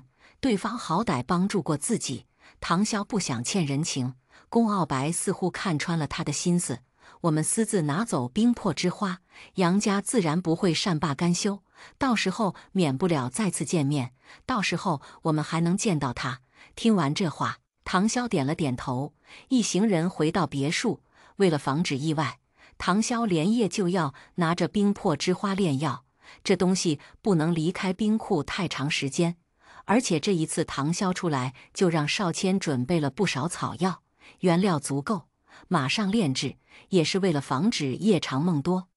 宫傲白让人守在别墅四周，任何人不能来打扰，同时也要小心杨家的人。苏远看着还坐在客厅里的宫傲白，劝说道：“宫总，您要不先去休息，这里交给我们就好。等到夫人将药物炼制完成，还不知道需要多长时间，您要保存体力。”宫傲白却道：“他在熬夜给我炼制解毒药物，我就在外面陪着，你不用劝。”第278章，苏远见状，并不再说什么，同时也派了人守在杨家那边，监视对方的举动。此时，杨家，王伯，你是说他们几个已经跑了？王伯给杨富柔送吃食的时候，将外面的情况和他说了。是啊，老爷急忙让人去查看冰魄之花，那东西也没了。气得老爷当场发飙，说找到他们要对他们不客气。据说码头、动车站和飞机场现在都派人过去了，只怕那些人根本逃不出邺城。杨富柔有些着急：“爸爸为什么这么厌恶宫家的人？我们家又用不到冰魄之花这草药，为什么要见死不救？”王伯有些为难：“我养你这么大，你竟然胳膊肘往外拐！”杨老爷刚刚还在担心杨富柔，特意过来看看，结果一进门就听到这句话，瞬间火冒三丈。那些人设计盗走了冰魄之花，你是不是还在怪我不将这些东西给他？”杨富柔忍不住辩解道：“我记得您当初明明就答应以500万的价格将这冰魄之花卖给他们，是你出尔反尔才对。呵，谁让他们姓龚？别说500万，5000万我都不要。”杨富柔见来硬的不行，只能来软的。爸，这左右不过是一颗草药，世界上又不是仅此一株，这一株草药咱就卖给他们了，不行吗？杨老爷越说越来气，你还向着他们是不是？是不是哪天他们把我们家业都拿走了，你也赞成？你被他们带出去一次，你就觉得他们好是不是？我天天好吃好喝的对你，结果你的良心被狗吃了是不是？你非要气死我是不是？爸，你不可理喻！杨富柔气得都快哭了。杨老爷双手背在身后，此时也是气得胸口起伏着。没把冰魄之花找回来的这段时间，你就给我待在房间里，哪里也不要去。要是我发现你敢偷偷溜出去找他们，我打断你的腿！爸！杨老爷转身离开，并且让人锁上了房门。王伯站在室外安慰道：“小姐，你就不要再惹老爷不高兴了，你乖乖听话，早点认错，这样就不会被关着了。”说完，王伯便退下了。只剩下杨富柔一个人被关在屋内，她有些失神地坐在椅子上。说实话，她羡慕唐潇，羡慕他的朝气蓬勃，羡慕他可以和男孩子一样去做自己想做的事情，羡慕他有那么多好朋友。杨富柔忍不住看向窗外，就这样静坐了1个小时之后，她下定决心似的起身。早上6点，唐潇打开房门，解药已经研发成功。龚傲白一夜没睡，坐在客厅边整理文件，边关注着卧室这边的动向。等到他一打开门，龚傲白立刻起身：“好了，累不累？要不要休息一下？”唐潇却是异常兴奋：“不累，我终于把东西研发出来了，我们马上开始。”龚傲白抓过他的手：“不着急，先吃点东西。”唐潇还是有些担心，杨家那边肯定已经发现了，我们必须抓紧时间。我知道，但是1顿饭的时间耽误不了什么，因为不知道唐潇今天想吃什么。龚傲白早已经让人去外面买了早餐。第279章：小笼包、蒸饺、油条、豆浆，已经马文才亲自煮的番茄鸡蛋面。看着满满一大桌食物，唐潇也感觉到肚子有些饿了，坐下来拿了1份鸡蛋面，又忍不住加了2个小笼包。好吃，慢点吃，不够的话还有很多。唐潇轻笑：“我又不是饭桶，1碗面就够了，吃2口小笼包尝尝味道就行。”龚傲白闻言，脸上也浮现出一丝笑意：“想吃什么就什么，剩下给我。”唐潇看了龚傲白一眼，继续低头吃面。龚傲白吃着白粥，搭配着小菜，吃他剩下的小笼包，而2个人其他没动过的东西被马文才移到了另外一桌。苏秘书吃早餐，等到唐潇吃的差不多了，他才说道：“杨家那边怎么样？”“已经发现了，但是问题不大。这处宅子当初是利用其他人的名义拿下的，苏远他们出去，包括开车，都做了伪装，一时半会儿杨家人不知道我们在这儿。眼下动车站和机场以及高速路口都是杨家的人，我们在这里待着反而更安全。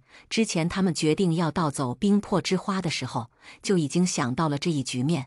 等到事情结束，他们就直接开车绕开杨家的封锁。”唐潇擦了擦嘴巴，说道：“等下解毒的过程不太好受，先休息半小时，我怕你等下吐出来，毕竟刚刚吃了早餐。我也顺便去洗个脸。”好。龚傲白每次发病，那种尸骨的疼痛都挺过去了，解毒又有什么挺不过去的？半个小时之后，唐潇和龚傲白进入卧室，而苏远等人守在室外，防止突发情况。唐潇拿出解毒丸，说道：“吃了之后脱衣服。”龚傲白脸眸看着唐潇，没说话。唐潇解释道：“我要给你施针，你想什么呢？”龚傲白装傻：“我什么都没说，你觉得我在想什么？”唐潇不搭理他，转身整理着自己的针灸。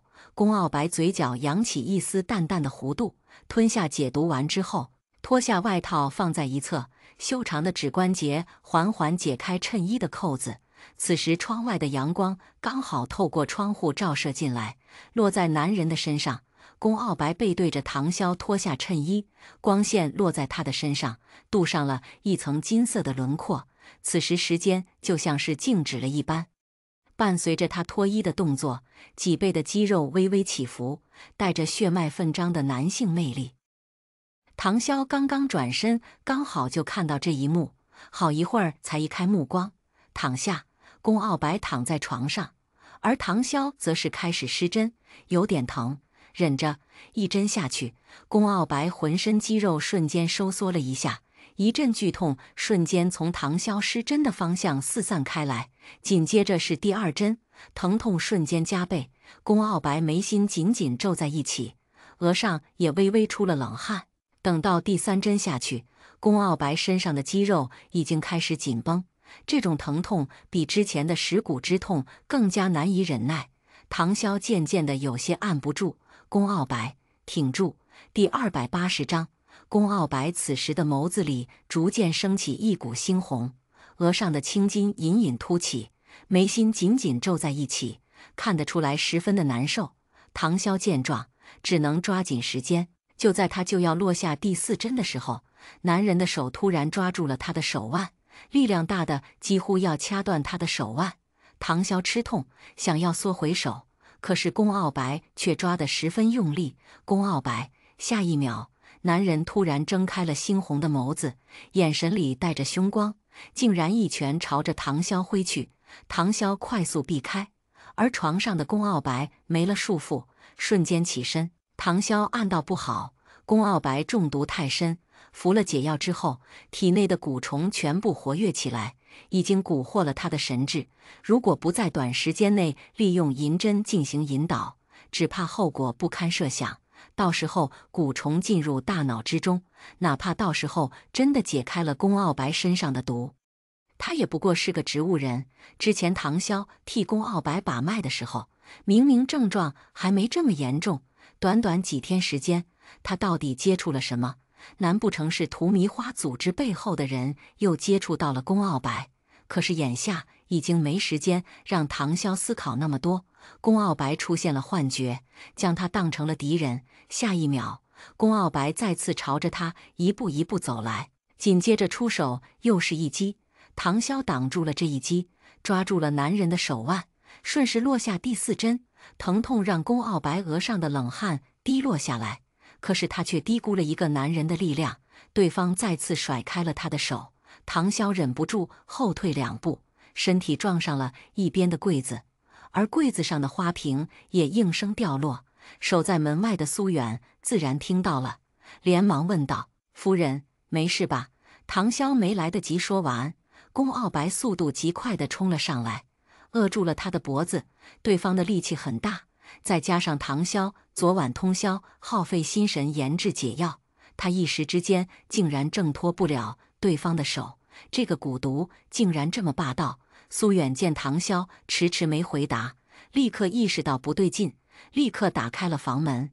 马文才和苏远一起冲了进去，刚好就看到这一幕，立刻将宫傲白拉开。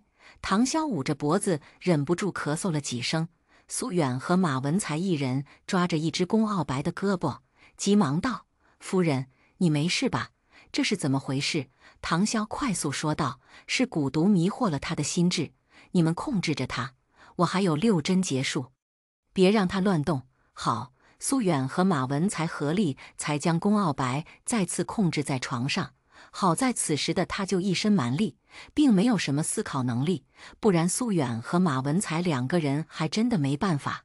唐潇拿着银针，看着宫傲白那双布满血丝的眼睛：“宫傲白，只差最后一步了，我们不能功亏一篑。”或许是听到了唐潇的声音，宫傲白整个人微微一怔。唐潇趁此机会赶紧落针。唐潇使用的针灸手法名叫无间10星针，10针都需要落在关键穴位上，而且一针比一针霸道，一针比一针考验施针之人的手法，每一针的难度都上升不止1个度。明明只是10针，可是时间却过去了好久，最后一针落下的时候，唐潇的脸色也逐渐苍白，宫傲白眼神里的血丝逐渐褪去，恢复清明。他的眼珠微微转动着，看向唐潇。第281章，潇潇。唐潇的脸上露出一丝淡淡的笑意：“没事了，你好好休息。”下一秒，宫傲白脸上的面具突然滑落，露出那张狰狞斑驳的恐怖面容。可是唐潇的脸上却没有丝毫的嫌弃：“睡吧，我守着。”此时的宫傲白体力已经到了极致，闭上眼睛沉沉的昏睡过去。马文才一个大男人看见宫傲白这张脸都觉得有些恐怖，更何况唐潇一个小姑娘。他急忙将面目重新戴在男人的脸上，尴尬地笑了笑，可能是刚刚挣扎得太激烈了，导致面具脱落了。嘿嘿，夫人，您别介意，宫总不是故意的。唐潇有些奇怪，这有什么好介意的？苏远看向唐潇，虽然他知道唐潇不是一般人，可是对于一个正常人来说，看到这张脸或多或少都会嫌弃。更何况这个男人还是和自己有着婚约的未婚夫。他跟在宫傲白身边多年，这些年里，他看到有不少女人因为宫傲白的身份地位，不择手段的想要抱住这条大腿。可是看到宫傲白脸上的一点点暴露出来的伤口，都吓得屁滚尿流。唐潇见过宫傲白整张脸，竟然一点都不在乎。苏远犹豫了一会儿，说道：“夫人，宫总他这般模样，可能一辈子都无法恢复。您真的……”唐潇起身，伸了一个懒腰，熬夜通宵了一晚，又是打架，又是耗费心神的失真，他累都累死了。他一边打着哈欠，一边说道：“千万不要因为一个人的外貌去判断一个人。宫傲白是个什么样的人，你们心里比我清楚。他才华出众，经商有道，是行业中的翘楚。一个人能扛起整个宫家，成为业内的商业龙头，这一点我佩服他。他的实力比他是什么模样更能吸引人，不是吗？”苏远心里微微震撼，又有些感动。夫人，唐潇不以为意地挥了挥手：“醒了，你们让人守着吧，我先去休息了，别打扰我睡觉。”是。唐潇这一觉睡得很沉，迷迷糊糊中，他感觉到脖子上有什么冰冰凉凉的触感传来。他有些疑惑地睁开眼睛，隐约看到一个男人模样坐在他的床边。他下意识地睁大了双眼，就要起身，却听男人开口：“别动。”对方的声音很好听，低沉中带着一丝磁性。唐潇诧异地看了对方一眼，是一张完全陌生的脸。只见对方手中拿着药膏，正一点一点地抹在他的脖颈处。“你是谁？”正在抹药的男人微微露出一丝笑意，抬眼看着唐潇：“不认识我了？”迎上男人的视线，唐潇瞬间一怔：“宫傲白。”宫傲白点了点头：“是我。”宫傲白醒得比唐潇早，他醒来之后，身上那股子不适的感觉早已经消失。第282章，宫总，你醒了，感觉怎么样？苏远和马文才轮流守在宫傲白的床边，其他人守着，他们也不放心。苏远一看宫傲白醒了，立刻上前。眼下解毒成功之后，宫傲白的眼神已经恢复如常。发生了什么事情？苏远和他说了他昏迷中发生的事情，得知自己差点伤了唐潇。宫傲白只感觉心里某个地方瞬间突然一阵钝痛，是蛊毒的后遗症吗？宫傲白掀开被子起床，苏远立刻将龙头拐杖递过去，可是宫傲白却发现腿上那股子无力感和疼痛感消失。他试着走了2步，发现完全不再需要拐杖支撑。苏远大喜：“宫总。”宫傲白脸上也略带几分诧异，不过他倒是没有过多表现出来。“潇潇怎么样？”“夫人没事，大概是因为熬夜，现在还在补觉。”苏远心中大喜：“要不要我现在去请夫人过来给你看看？”宫傲白摇头：“不要打扰他休息。”他转身走向浴室，因为之前解毒的缘故，身上出了一堆的汗，眼下身上黏糊糊的。他打算先洗个澡，再去见唐潇。可是走到浴室，摘下面具，宫傲白愣住了。他脸上那些因为蛊毒而生出的恐怖的皲裂都已经消失不见，露出他原原本本的那张脸。要知道，往常他能恢复成这般模样，都是蛊毒发作之后，短时间内恢复如初。而剧痛散去之后，那些可怕的皲裂痕迹又会布满他的脸。现在看来，他体内的毒是真的解了。龚傲白没再继续戴着面具，洗漱之后，径直朝着唐潇的房间走去。这是马文才和苏远第一次看到不戴面具的龚傲白，两个人的脸上都出现了几分诧异，更多的是由衷的高兴。虽然说一个男人的成功不看外在，但是外界对于龚傲白的流言蜚语可不少，他们自然也听过不少。人人都说龚傲白年纪轻轻，不良于行，声音犹如地狱恶魔，阴哑难听。更可怕的是他那张常年藏在面具底下的脸。可如今的龚傲白有着惊为天人的样貌。马文才走在龚傲白的身边，脊背都不禁挺直了几分。龚傲白来到唐潇的卧室，一眼就看到了他脖子上浮现出来的淤青，那是他失控之后导致的。他让人拿来了药膏，便让苏远和马文才守在门口。马文才贴心地关上卧室的门，立刻一脸八卦地看向苏远：“苏秘书，我们龚总原来这么帅气呢？”苏远脸上也带着淡淡的笑：“以后我倒是要看看，谁敢说我们龚总不好看，我一定送他去洗眼睛。”马文才说着，又忍不住道：“这夫人还真厉害，解了毒，龚总的相貌就恢复了。如果龚总的腿也能治好就好了。”龚傲白的腿已经恢复的事情，只有苏远知道。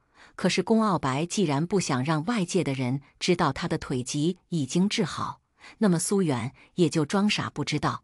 第283章，此时卧室里，龚傲白给唐潇抹上药膏，冰冰凉凉的触感让唐潇忍不住睁开眼睛。入眼的就是那张陌生的却又俊朗非凡的年轻男人的面容。唐潇的眼神里有着一瞬间的警惕，可是迎上那双熟悉的眸子，唐潇还是有些不确定。龚傲白，是我。等到对方肯定的回答之后，唐潇这才慢慢接受了这个事实。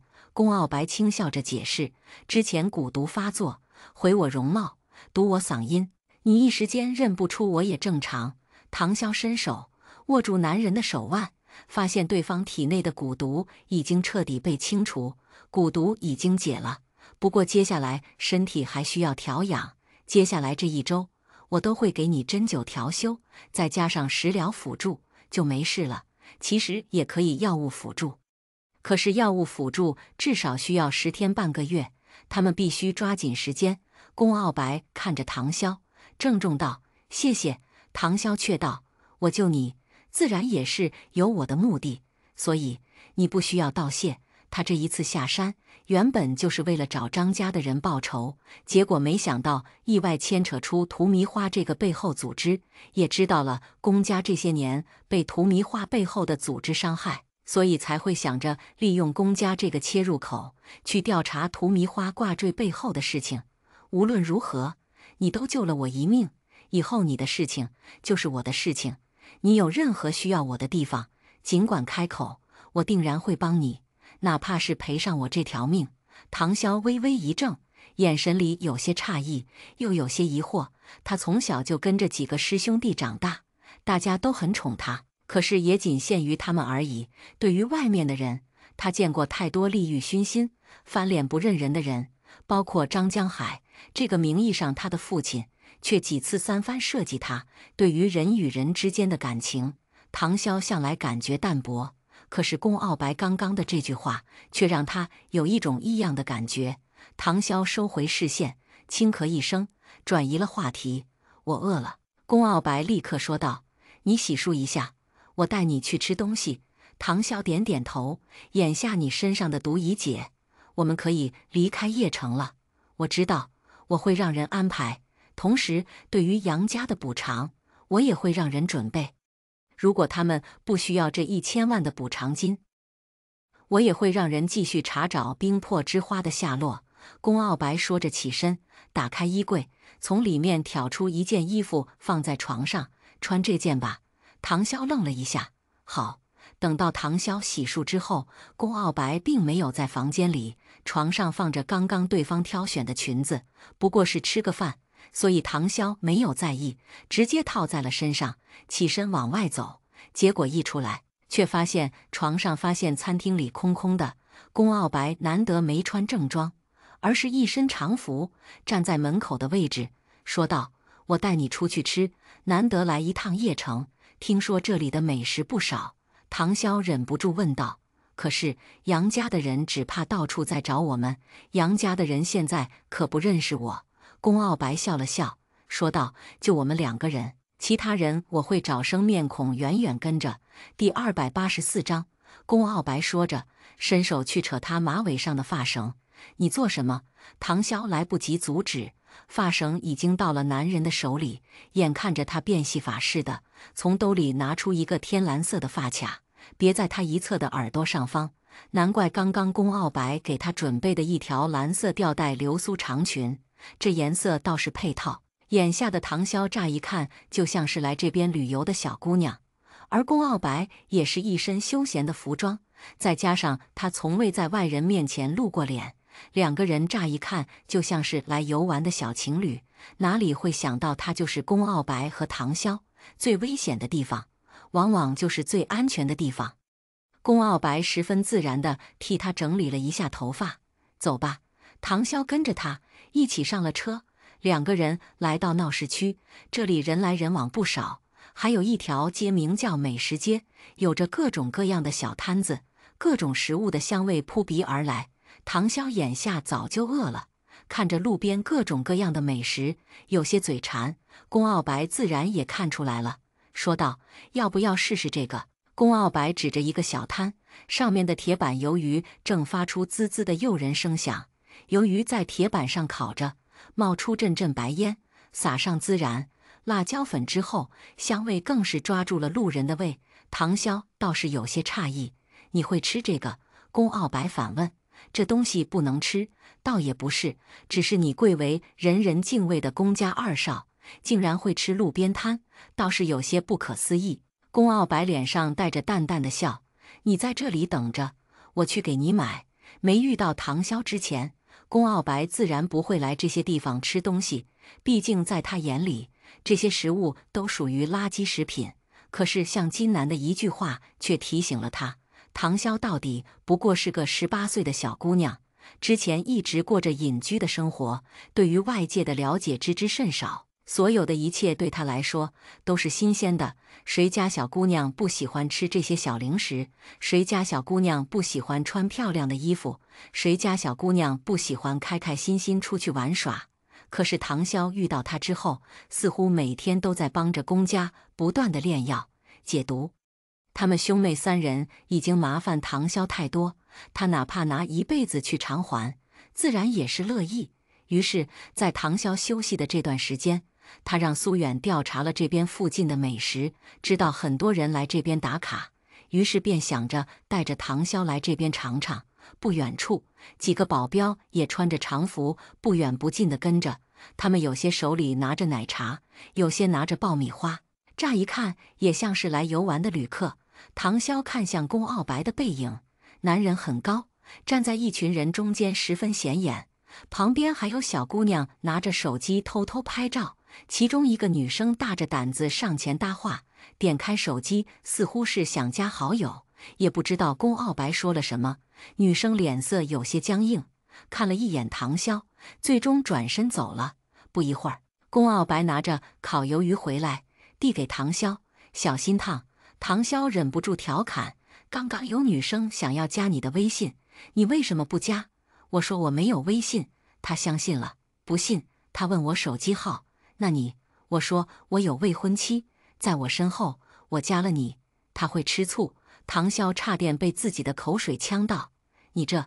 宫傲白却回答的理所当然，不对吗？第285章，唐潇眨了眨眼，怎么感觉自己被调侃了？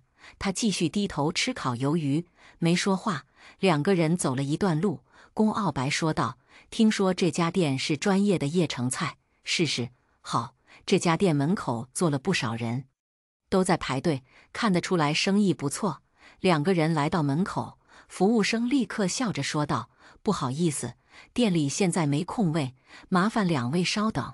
这得等到猴年马月。”唐潇原本想着要不要换一家店，没想到龚傲白却表示早已经预定了座位。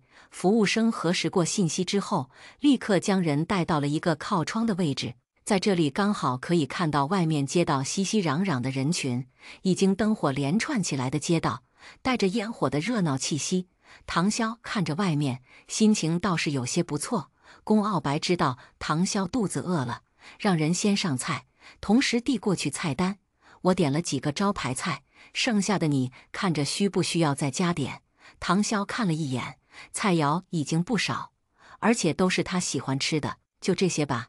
唐潇放下菜单，端起旁边的水抿了一口。就在这时，旁边餐桌上几个男人的说话声却引起了唐潇的注意。杨家竟然出了1000万寻人，可不是呢？听说杨家千金离家出走了，杨老爷急疯了，表示谁能提供有效线索，都可以得到300万。我看呢，是不是离家出走难说？听说最近几天杨家不太平，搞不好是别人拐走，所以杨老爷才会这么紧张。第一个说话的男人此时忍不住道：“既然如此，为什么杨家不报警？”“呵，报警？杨家有的钱，你觉得多少人会为了这1000万不眠不休，双管齐下？反正也不亏。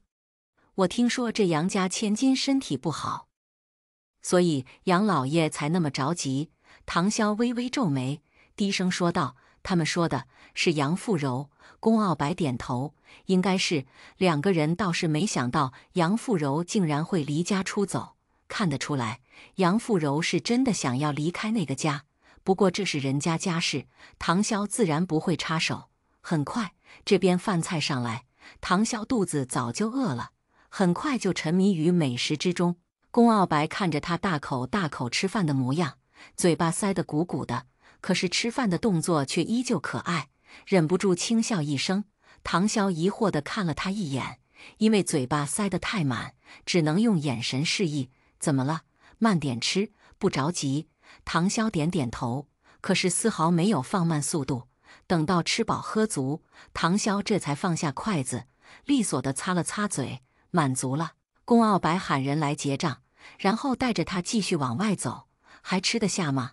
我听说这里有家甜点沙冰不错。吃。龚傲白看着唐潇，眼神微微发亮的样子，眼神里忍不住多出一丝宠溺。以前怎么没发现小丫头还是个小吃货？第286章，来到卖沙冰的地方，才发现这边买沙冰可以加的佐料也十分丰富。唐潇加了草莓、芒果丁、红豆等等，满满一堆。而龚傲白的作用就是付钱。老板娘看着龚傲白手中的发绳，笑着说道：“这发绳是你女朋友的吧？小伙子，你女朋友长得真好看。”唐潇这才注意到，龚傲白将她的发圈缠绕在了手上。据说现在的小情侣都喜欢玩这样的，代表着名花有主。龚傲白闻言，倒是气定神闲地说了句：“谢谢。”倒也没有反驳。唐潇抬眸看他，而男人这是自然地将勺子递过去。看我做什么？什么意思？哪方面？别装傻，喜欢你。龚傲白看向他，眼底眸光微转。你知道我在说什么吗？唐潇低头吃着手里的冰沙，有些甜，味道不错。我又不傻。龚傲白直勾勾地看着他，忽地笑了。好。唐潇扭头走向另外一侧，嘴角却忍不住勾起一丝淡淡的笑意。按道理来说，唐潇没必要一直帮助龚家的人，更加没必要帮助龚傲白。可是为了这个男人，唐潇却一而再、再而三地出手，甚至将自己陷入险境。看到龚傲白有危险，唐潇会担心。他知道自己对龚傲白动了心，眼下两个人把话说开，唐潇倒也没藏着掖着。两个人默默往回走，路过一个街口，有个小姑娘捧着鲜花过来：“哥哥，替你女朋友买一束花吧，好不好？”小姑娘的身后不远处还跟着2个大人，看样子是孩子的家长，正笑意盈盈地看着他们。小女孩的胸前挂着2维码，旁边还挂着一个小牌子，写着暑假社会实践。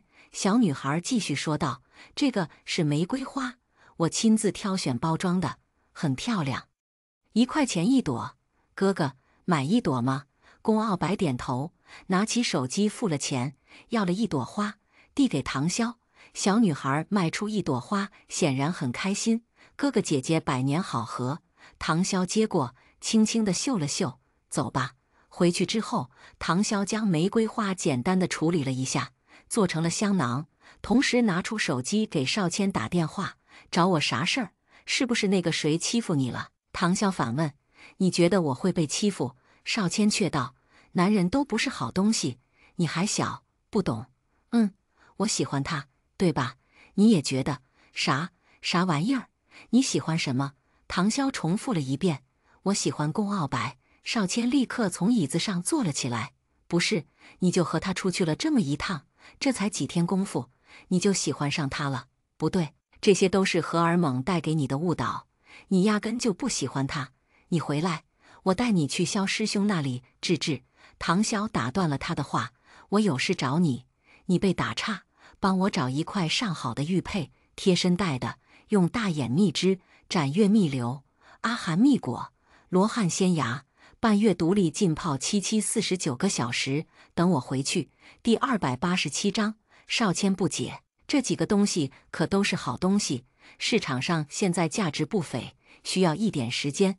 你要他们浸泡过的玉佩，你这是送人。毕竟宫傲白现在作为自己正式的对象，他总不能一点见面礼都不送。少谦没问对方送给谁，怕糟心。挂断电话之后，唐潇起身去洗漱，而此时整个邺城却已经乱了套。怎么样，还没找到柔柔？杨老爷急得在屋内团团转。这个臭丫头也不知道从哪里学来这么大的胆子，竟然直接爬窗离家出走。杨老爷原本十分生气，当场停了他的银行卡，逼着他自己出现。可是很快杨老爷就慌了，杨富柔这一次离家出走，什么东西都没带，别说那些银行卡了，就连日常服用的药物都没带。眼下时间已经过去了1天1夜，如果杨富柔再不按时服药，后果不堪设想。管家王伯站在杨老爷面前，脸上满是着急。派出去的人说了，还没找到小姐。杨老爷急得猛拍桌子，他没带钱，没带身份证，无法坐车离开邺城，怎么可能找不到？让他们继续加派人手，必须将人找回来。王伯连连点头，好。另外一边，杨富柔悠悠转醒，却发现自己躺在一个陌生的房间。他疑惑地起身，脑袋还是有些晕。奇怪，他怎么在这里？杨富柔还记得，他那天趁着家里人不注意，偷偷爬窗离家出走，没人发现。可是他走得太匆忙了，只带了一个手机。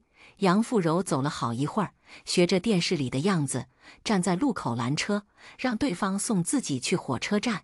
结果到了地方，杨富柔才发现他的手机压根没办法像电视里演的那样，扫一下就能把钱付出去。司机气笑了：小姑娘，我看你长得也漂亮，总不能骗我吧？你这手机里压根没有绑银行卡。杨富柔疑惑，手机为什么要绑银行卡？司机瞬间骂骂咧咧，还以为自己是拉了一个神经病，只是掉头就回去，把他丢到了半路。杨富柔有些陌生地看着这个社会，他做了太久的笼中鸟，竟然对于这个快速发展的社会不知道怎么生存下去。什么都没有的他，只能默默往前走。他紧紧抓着手机，好不容易出来了，他不能就这么灰溜溜地回去。漫无目的地走着，杨富柔看到了一群穿着校服的高中生，看着他们成群结队地走在一起，笑着聊着，眼神里满是羡慕。杨富柔也看到一些打扮得光鲜亮丽的上班族，一只手拿着文件，一只手端着咖啡，踩着高跟鞋，看着雷厉风行。如果他能像他们一样就好了。也不知道走了多久，杨富柔累了，也饿了，看着一条小巷子里煮着的汤面，忍不住咽了一口唾沫。老板，能不能给我煮一碗面？当然，我们这里有牛肉面、牛杂面、牛腩面，你要什么？可以扫码点单。杨富柔抿了抿唇，有些怯生生地说道：“老板，我没钱，能不能先赊一碗，回头再给你钱？”店老板不耐烦地看了他一眼：“神经病，玩游戏去其他地方，别打扰我做生意。”第288章。店老板还以为杨富柔是在玩什么真心话大冒险，直接将人赶走。走走走！杨富柔的肚子饿得咕咕叫，却也只能捂着肚子离开。就在这个时候，一个短发大婶走了上来，笑意盈盈地说道：“小姑娘，肚子饿了吧？跟我来，大婶请你吃饭。”杨富柔眼神里满是感激：“谢谢，等我有钱了，我肯定加倍还你。”大婶笑得和蔼：“哎呀，这些都是小事儿，谁出门没个困难的时候？”大婶带着杨富柔去了一家店里，给她端来一碗馄饨。杨富柔感激地接过，不假思索地吃了起来。可是等到吃完，她便觉得有些困了，之后的事情便记不住了。眼下杨富柔在这个陌生的房间醒来，内心有些疑惑，奇怪，她怎么睡得这么死，连她自己怎么来这个房间的都记不住了。她走到门口的位置，打开房门，走了出去。这是一条带着红色霓虹灯的走廊，看着有些奇怪。走廊两侧还有很多的房间，不过各个房门紧闭。杨富柔没走2步，就听到门内传来一些声响，是女人的声音。杨富柔只感觉头皮有些发麻。再走2步，其中一个房间的门没关紧，她一眼就看到里面的2个人叠在一起的画面，吓得瞬间后退2步。她这是在什么地方？杨富柔连忙朝着楼梯口走去，可刚要下去，就听到下面传来一个说话的声音：“楼上那个绝对符合你的胃口，身材好，细皮嫩肉的，一看就是精心养着，肯定让你满意。”说话的人不是别人，正是那个帮助他的大婶。对方的旁边还站着一个看着十分猥琐的男人，正笑眯眯地朝着楼上走。杨富柔再傻也知道了这里是什么地方，也知道他们是来做什么的。那个大婶给他吃的东西有问题，如果不是这么多年他一直服用药物养身体，对这些药物产生了一定的抗药性，眼下他估计也不会这么早就醒来。杨富柔急急忙忙回到房间，反锁上房门。他想要拿手机，可是手机早已经被拿走了。他慌乱地四处看了看，又费劲地拉过沙发，顶住了房门。杨富柔紧张的双手颤抖。终于，他看到床头柜上有个外卖单子，旁边还有个座机电话。杨富柔瞬间睁大了眼睛，立刻拿起电话，按下杨老爷的号码。杨老爷看着陌生的电话号码，犹豫了1秒，还是接起：“喂，爸，就我。”电话那头，杨富柔的声音带着哭腔，整个人颤抖得厉害。那些人来到门口了。柔柔，杨老爷脸色瞬间一变：“你别怕，告诉我你在哪里。”我被人下了药，带到了一个房间里，我不知道我在哪儿，但是我是在荣汇路一家小巷子的牛肉面店遇到了那个大婶。这里的人都是皮肉生意，那个大婶现在带着一个男人要闯进来了。杨富柔听着外面的动静，那些人正在撞门。第289章，杨老爷比他想的要冷静。你现在记得关好门，躲起来，我马上带人过来，知道吗？杨富柔哭着点头。好，挂断电话，杨老爷让王博联系警察，马上去荣汇路附近的小旅馆全面查找。荣汇路距离这里不是很远，想来是杨富柔离家出走时走路离开，并没有走太远。杨老爷召集了所有人，立刻出发荣汇路，找到那家牛肉面，同时手下的人找监控的找监控，拿着杨富柔照片的人这是去问路人。所有人都在抓紧时间。这个小姑娘，我记得呀，上午还来问我能不能先赊账吃碗面呢。我看她穿得光鲜亮丽的，估计和小伙伴们玩游戏耍我呢。听到牛肉面店老板的话，众人也确定了杨富柔是在这附近消失，于是立刻查找周围的监控。此时，另外一边，烫着卷发的女人咬着烟，对着里面的杨富柔轻声细语道：“小姑娘，你把我的门关起来做什么？你别忘记了，刚才还是我请你吃的面呢。杨富柔这边一直和杨老爷保持着通话，知道他们已经找到了牛肉面低店，心里稍稍松了一口气。这里的窗户全部焊死，他没办法站在窗户口往外看，没办法和外面取得联系。外面的女人见说话没用，便开始威胁起来：我劝你识趣点，把门打开，不然别怪我进去之后对你不客气。你知道那些不听话的女人在我这里是什么下场吗？你这细腻嫩肉的，我怕你承受不住。杨富柔咬着唇，左右看了看，看到烟灰缸旁边的打火机，心里顿时有了主意。外面的人见杨富柔软硬不吃，立刻让人强硬的去踹门。脆弱的房门哪里经得住这样踹？很快木板就断开了。如果不是门后还顶着沙发个柜子，只怕对方早就闯进来了。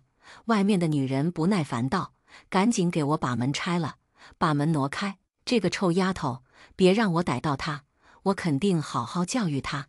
杨富柔又慌又怕，此时也顾不得更多，拿起打火机就将被子点燃。很快床上的火就燃烧了起来，杨富柔又将被子丢到了窗帘的位置，很快窗帘也烧了起来，大量的浓烟瞬间从窗户的缝隙飘散出去。外面的女人此时也通过断裂的门板看到这一幕，吓得大惊失色：你干什么？给我住手！可是杨富柔哪里敢停下来，看到柜子上的酒，直接打开了之后就往火上浇。嗨嗨嗨嗨，烟雾太大，杨富柔根本睁不开眼睛。可是她没办法，终于外面的人将整个门板拆了下来，一个男人成功挤了进来，移开了沙发和柜子。杨富柔只感觉胸口火辣辣的疼，呼吸都显得有些费劲。隐约中她看到一群人冲了进来，抓住了她的胳膊，其中就有那个带着她吃馄饨的女人。对方张牙舞爪的，也不知道说了什么。杨富柔感觉自己听不清了，她突然后悔了，不该就这样离开家的。就在杨富柔要昏死过去的时候，她余光看到走廊里快速进来一群人，其中就有杨老爷。第290章，医院里，杨老爷站在急症室外，急得看了好几眼手表，都进去这么久了，怎么还没出来？终于，这边的帘子被掀开，医生走了出来。杨老爷连忙说道：医生，我女儿情况怎么样？医生脸上的神情有些凝重，他吸入大量浓烟，再加上他本身身体不好，没按时服药，身体免疫力低下，引发了心脏衰竭。你需要做好心理准备。杨老爷瞪大了眼睛，脸上满是难以置信。医生，你必须想尽办法救我女儿，无论花多少钱我都可以，只要能救活她。医生却道：我们会尽力，但是杨小姐的情况不是很好，您还是尽快给她转院，去其他医院看看吧。杨老爷身体踉跄了一下，王伯立刻扶住了他。老爷，杨老爷红着眼睛进入病房，看着面色苍白躺在病床上一动不动的杨富柔，眼泪瞬间落了下来。柔柔，你可不要吓唬爸爸呀！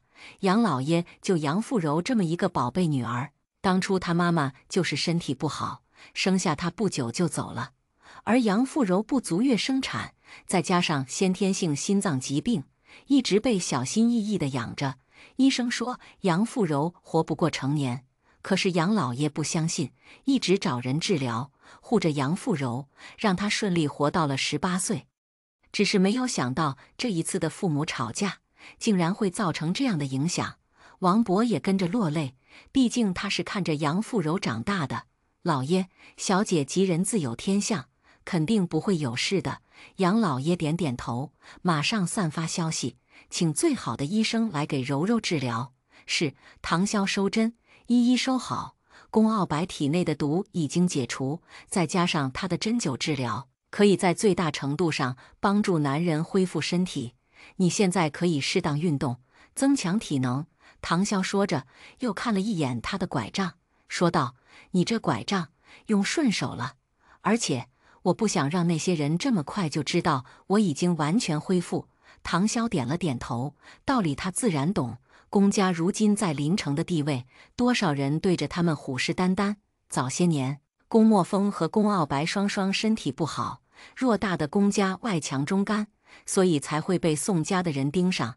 如今公莫风和公傲白两兄弟逐渐康复，势必会带着公家走向巅峰，这足以让外界的那些人震撼。公傲白藏拙，也算是留了一手。更重要的是，荼蘼花背后组织的人，眼下还不知道公傲白已经完全恢复的消息。公傲白起身，系上扣子，说道：“苏远联系了人，我们今晚的飞机回去。如今他们在邺城的事情处理完，自然是要早点回去。”唐潇忍不住问：“杨家那边处理的怎么样？听说他们现在自顾不暇，没精力管我们。”为什么？杨富柔离家出走被找到了，但是身体不舒服住院了。杨老爷最宝贝他这个女儿，所以眼下全部的精力自然是放在杨富柔的身上。唐潇点了点头，杨富柔的身体确实不好，先天心脏病，体质也差。回头我给他们写一个药方，算是他们给我们冰魄之花的报酬。要知道，唐潇给的药方，那都是治病救人、药到病除的无价之宝。第291章，虽然杨老爷这人比较轴，可是他的女儿倒是不坏。唐潇他们也算是欠了杨富柔一个人情。公傲白轻轻握住他的手，唐潇并没有抗拒。这段时间辛苦你了。客气。公傲白轻笑。我的意思是，我应该为你做点什么。唐潇抬眸看着他，你不要告诉我你想要以身相许。公傲白眼底浮现出一丝笑意，那不是太便宜我了？唐潇脸上也跟着露出笑意。行了，别磨磨蹭蹭的，不是晚上的飞机吗？我先去写药方，等下派人送到杨家人手里，算是我还了杨富柔的人情。公傲白点头，好。唐潇起身要走，公傲白快速在他脸上亲了一下。唐潇微微有些诧异，你做什么？之前订婚时候我答应给你的东西，一分不会少。这次回去，我会重新让律师整理材料，我的资产有一半都会是你的。要知道，公傲白的资产不可估量。且不说那些房地产和手里的资金，那些价值千亿的资产债券和数不清的名下产业，随便拿一处出来，都能让人吃一辈子。而公傲白却轻描淡写地将其中的半数送给了唐潇。谁知唐潇却摇头：“我救你不是因为想要这些，我知道，可是我现在没什么能给你的，这些都是我的心意。”看着男人那双漆黑的眸子，深沉的眸子，这人不像是在开玩笑。唐潇想了想自己这些年存的钱，再加上每年因为一些投资、版权等收入，应该也不低，到时候也给他留一份得了。这般想着，唐潇这才点头：“我知道了。”顿了顿，唐潇继续说道：“以后别随便亲我。”公傲白神情微微一变，动作也变得有些僵硬。抱歉，刚刚确实是他鲁莽了。唐潇开口道：“你这样，我没准备，容易心跳加速。”公傲白一愣，脸上很快继续扬起一丝笑意。他的唐潇板着一张小脸说：“这些简直太可爱了。”公傲白忍不住伸手轻轻捏了捏唐潇的小脸，宠溺道：“好。”唐潇点了点头，转身走了没2步，又停下，像是思考着什么。“你下次可以先问问我。”公傲白眸色微微一沉，心里突然起了一点坏心思。他走上前，看着唐潇略带绯色的小脸，低声道：“那我现在可以吻你吗？”唐潇忍不住移开了视线，轻轻点头。平常的唐潇不太会将自己柔弱的一面释放在众人面前，给人的感觉永远是一副寡淡不在乎的模样。可如果有人敢对他不敬，他向来有仇必报。可如今这副略带害羞又有些矜持的可爱小模样，公傲白只感觉心头一软。他微微俯身，小心又郑重地在他的唇上蜻蜓点水般亲了一下。可是就这样的一下，公傲白能感受到唐潇身体的紧绷。他的夫人还太小了，对这方面也太稚嫩，公傲白不舍得太欺负她。第292章，当天晚上，市医院来了不少人，都是杨家花了不少手段，将最近的能请来的专家都请来了，可是所有人给出的答案都一样。杨富柔心脏衰竭这个毛病已经无力回天，让杨老爷做好了准备。杨老爷整个人瞬间就像是老了10岁，呆呆地坐在病床前。柔柔，你是不是怪我平常把你管得太紧了？爸爸怕呀，你出生时候就那么小小一团，和猫一样。医生说你可能长不大，我不信，我用了一切办法护着你长大，看着你慢慢长大，第一次对着我笑，第一次喊我爸爸，我都记着。我已经没有你妈妈了，柔柔，我不能再没有你了。以前让你出去，结果差点失去你，所以我才会狠心把你关在家里。你要什么，我给什么，只是我没有想到。柔柔，睁开眼睛看看爸爸吧。杨富柔依旧沉睡着，一滴泪却无声地滑落。杨老爷急忙叫医生，可是杨富柔却没有醒来的迹象。这个时候，一个手下的人上前：“老爷，有人送来一封信，说是给小姐的。”杨老爷打开信，看了一眼，信中提起杨富柔的疾病。杨老爷瞬间勃然大怒，将他丢到一侧。我柔柔的疾病，轮得到这些人来指手画脚？他们以为他是谁？杨老爷看着手下的人，谁寄来的？对方是跑腿的人送来的。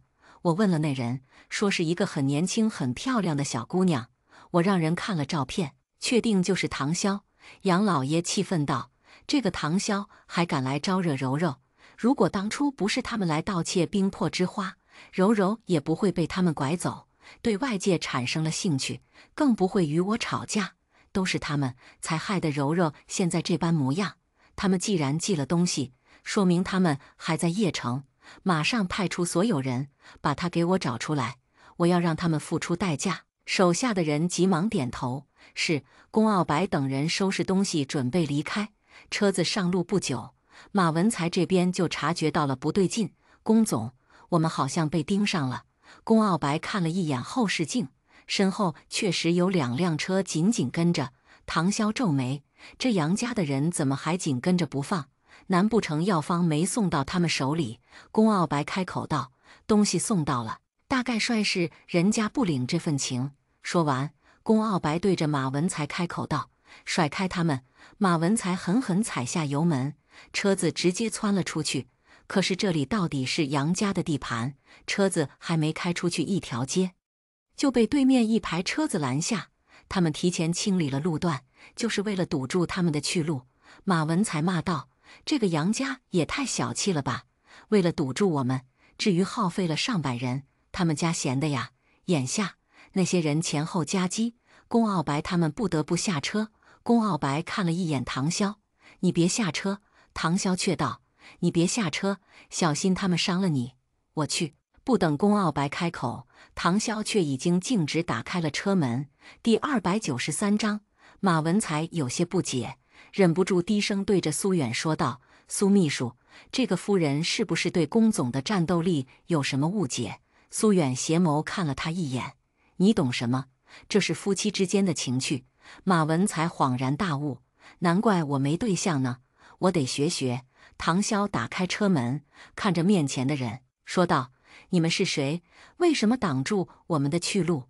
为首的一个男人看着唐潇，冷笑一声：“这龚家2少看来是没中啊，竟然让一个小姑娘下来。”唐潇刚想说什么，却见龚傲白已经挡在了他的面前。“你们杨老爷不过是为了一株草药，我可以答应你们，3个月之内重新找到冰魄之花，送回府上，并且给出一定赔偿。现在麻烦你们让开。”为首的男人根本不吃这一套：“你们害了我们大小姐病危，我们不可能放你们走，识趣的就乖乖跟我们走，不然我们上百个兄弟出手可没轻重。”唐潇皱眉：“杨富柔病危，我们老爷说了，无论如何都不会放过你们，更不可能让你们离开邺城。兄弟们，把人给我拿下！”眼看着其中几个人气势汹汹地朝着龚傲白走来，唐潇一把扯过男人的袖子，将人往身后一拽，同时直接甩出一把白色的粉末。面前的5个男人瞬间腿脚发软，倒在了地上。这群人从没见过这么厉害的东西，瞬间愣在了原地不敢动。马文才瞪大了眼睛：“这是什么东西？咱们夫人还有这一手呢？”苏元反问：“难道你忘记了我们这一次来的目的，就是为了一株草药？而夫人可是精通药理。”马文才看着唐潇的眼神满是崇拜：“还得是我们夫人。”唐潇看着为首的男人，不耐烦道：“回答我的问题，杨富柔为什么病危？关你什么事情？”对方有些胆怯，可是想着自己人多势众，自己又怎么会被一个小丫头吓唬到？于是对方深吸一口气，手中拿着棍棒上前。他们只有几个人，再说了，他手中的药粉再厉害，总有用完的时候。兄弟们，把他们给我拿下！唐潇这一次出发去机场，带的人确实不多，除了唐潇这辆车的之外，还有2辆车的保镖。但是比起这上百人，还是小巫见大巫。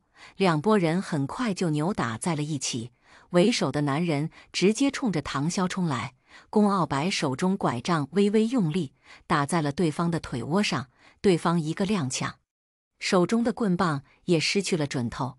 唐潇这边刚刚放倒一个人，转身就见这个男人跪在了自己的面前，一脚踩在了对方的胸口，把人按在了地上，让他们都住手！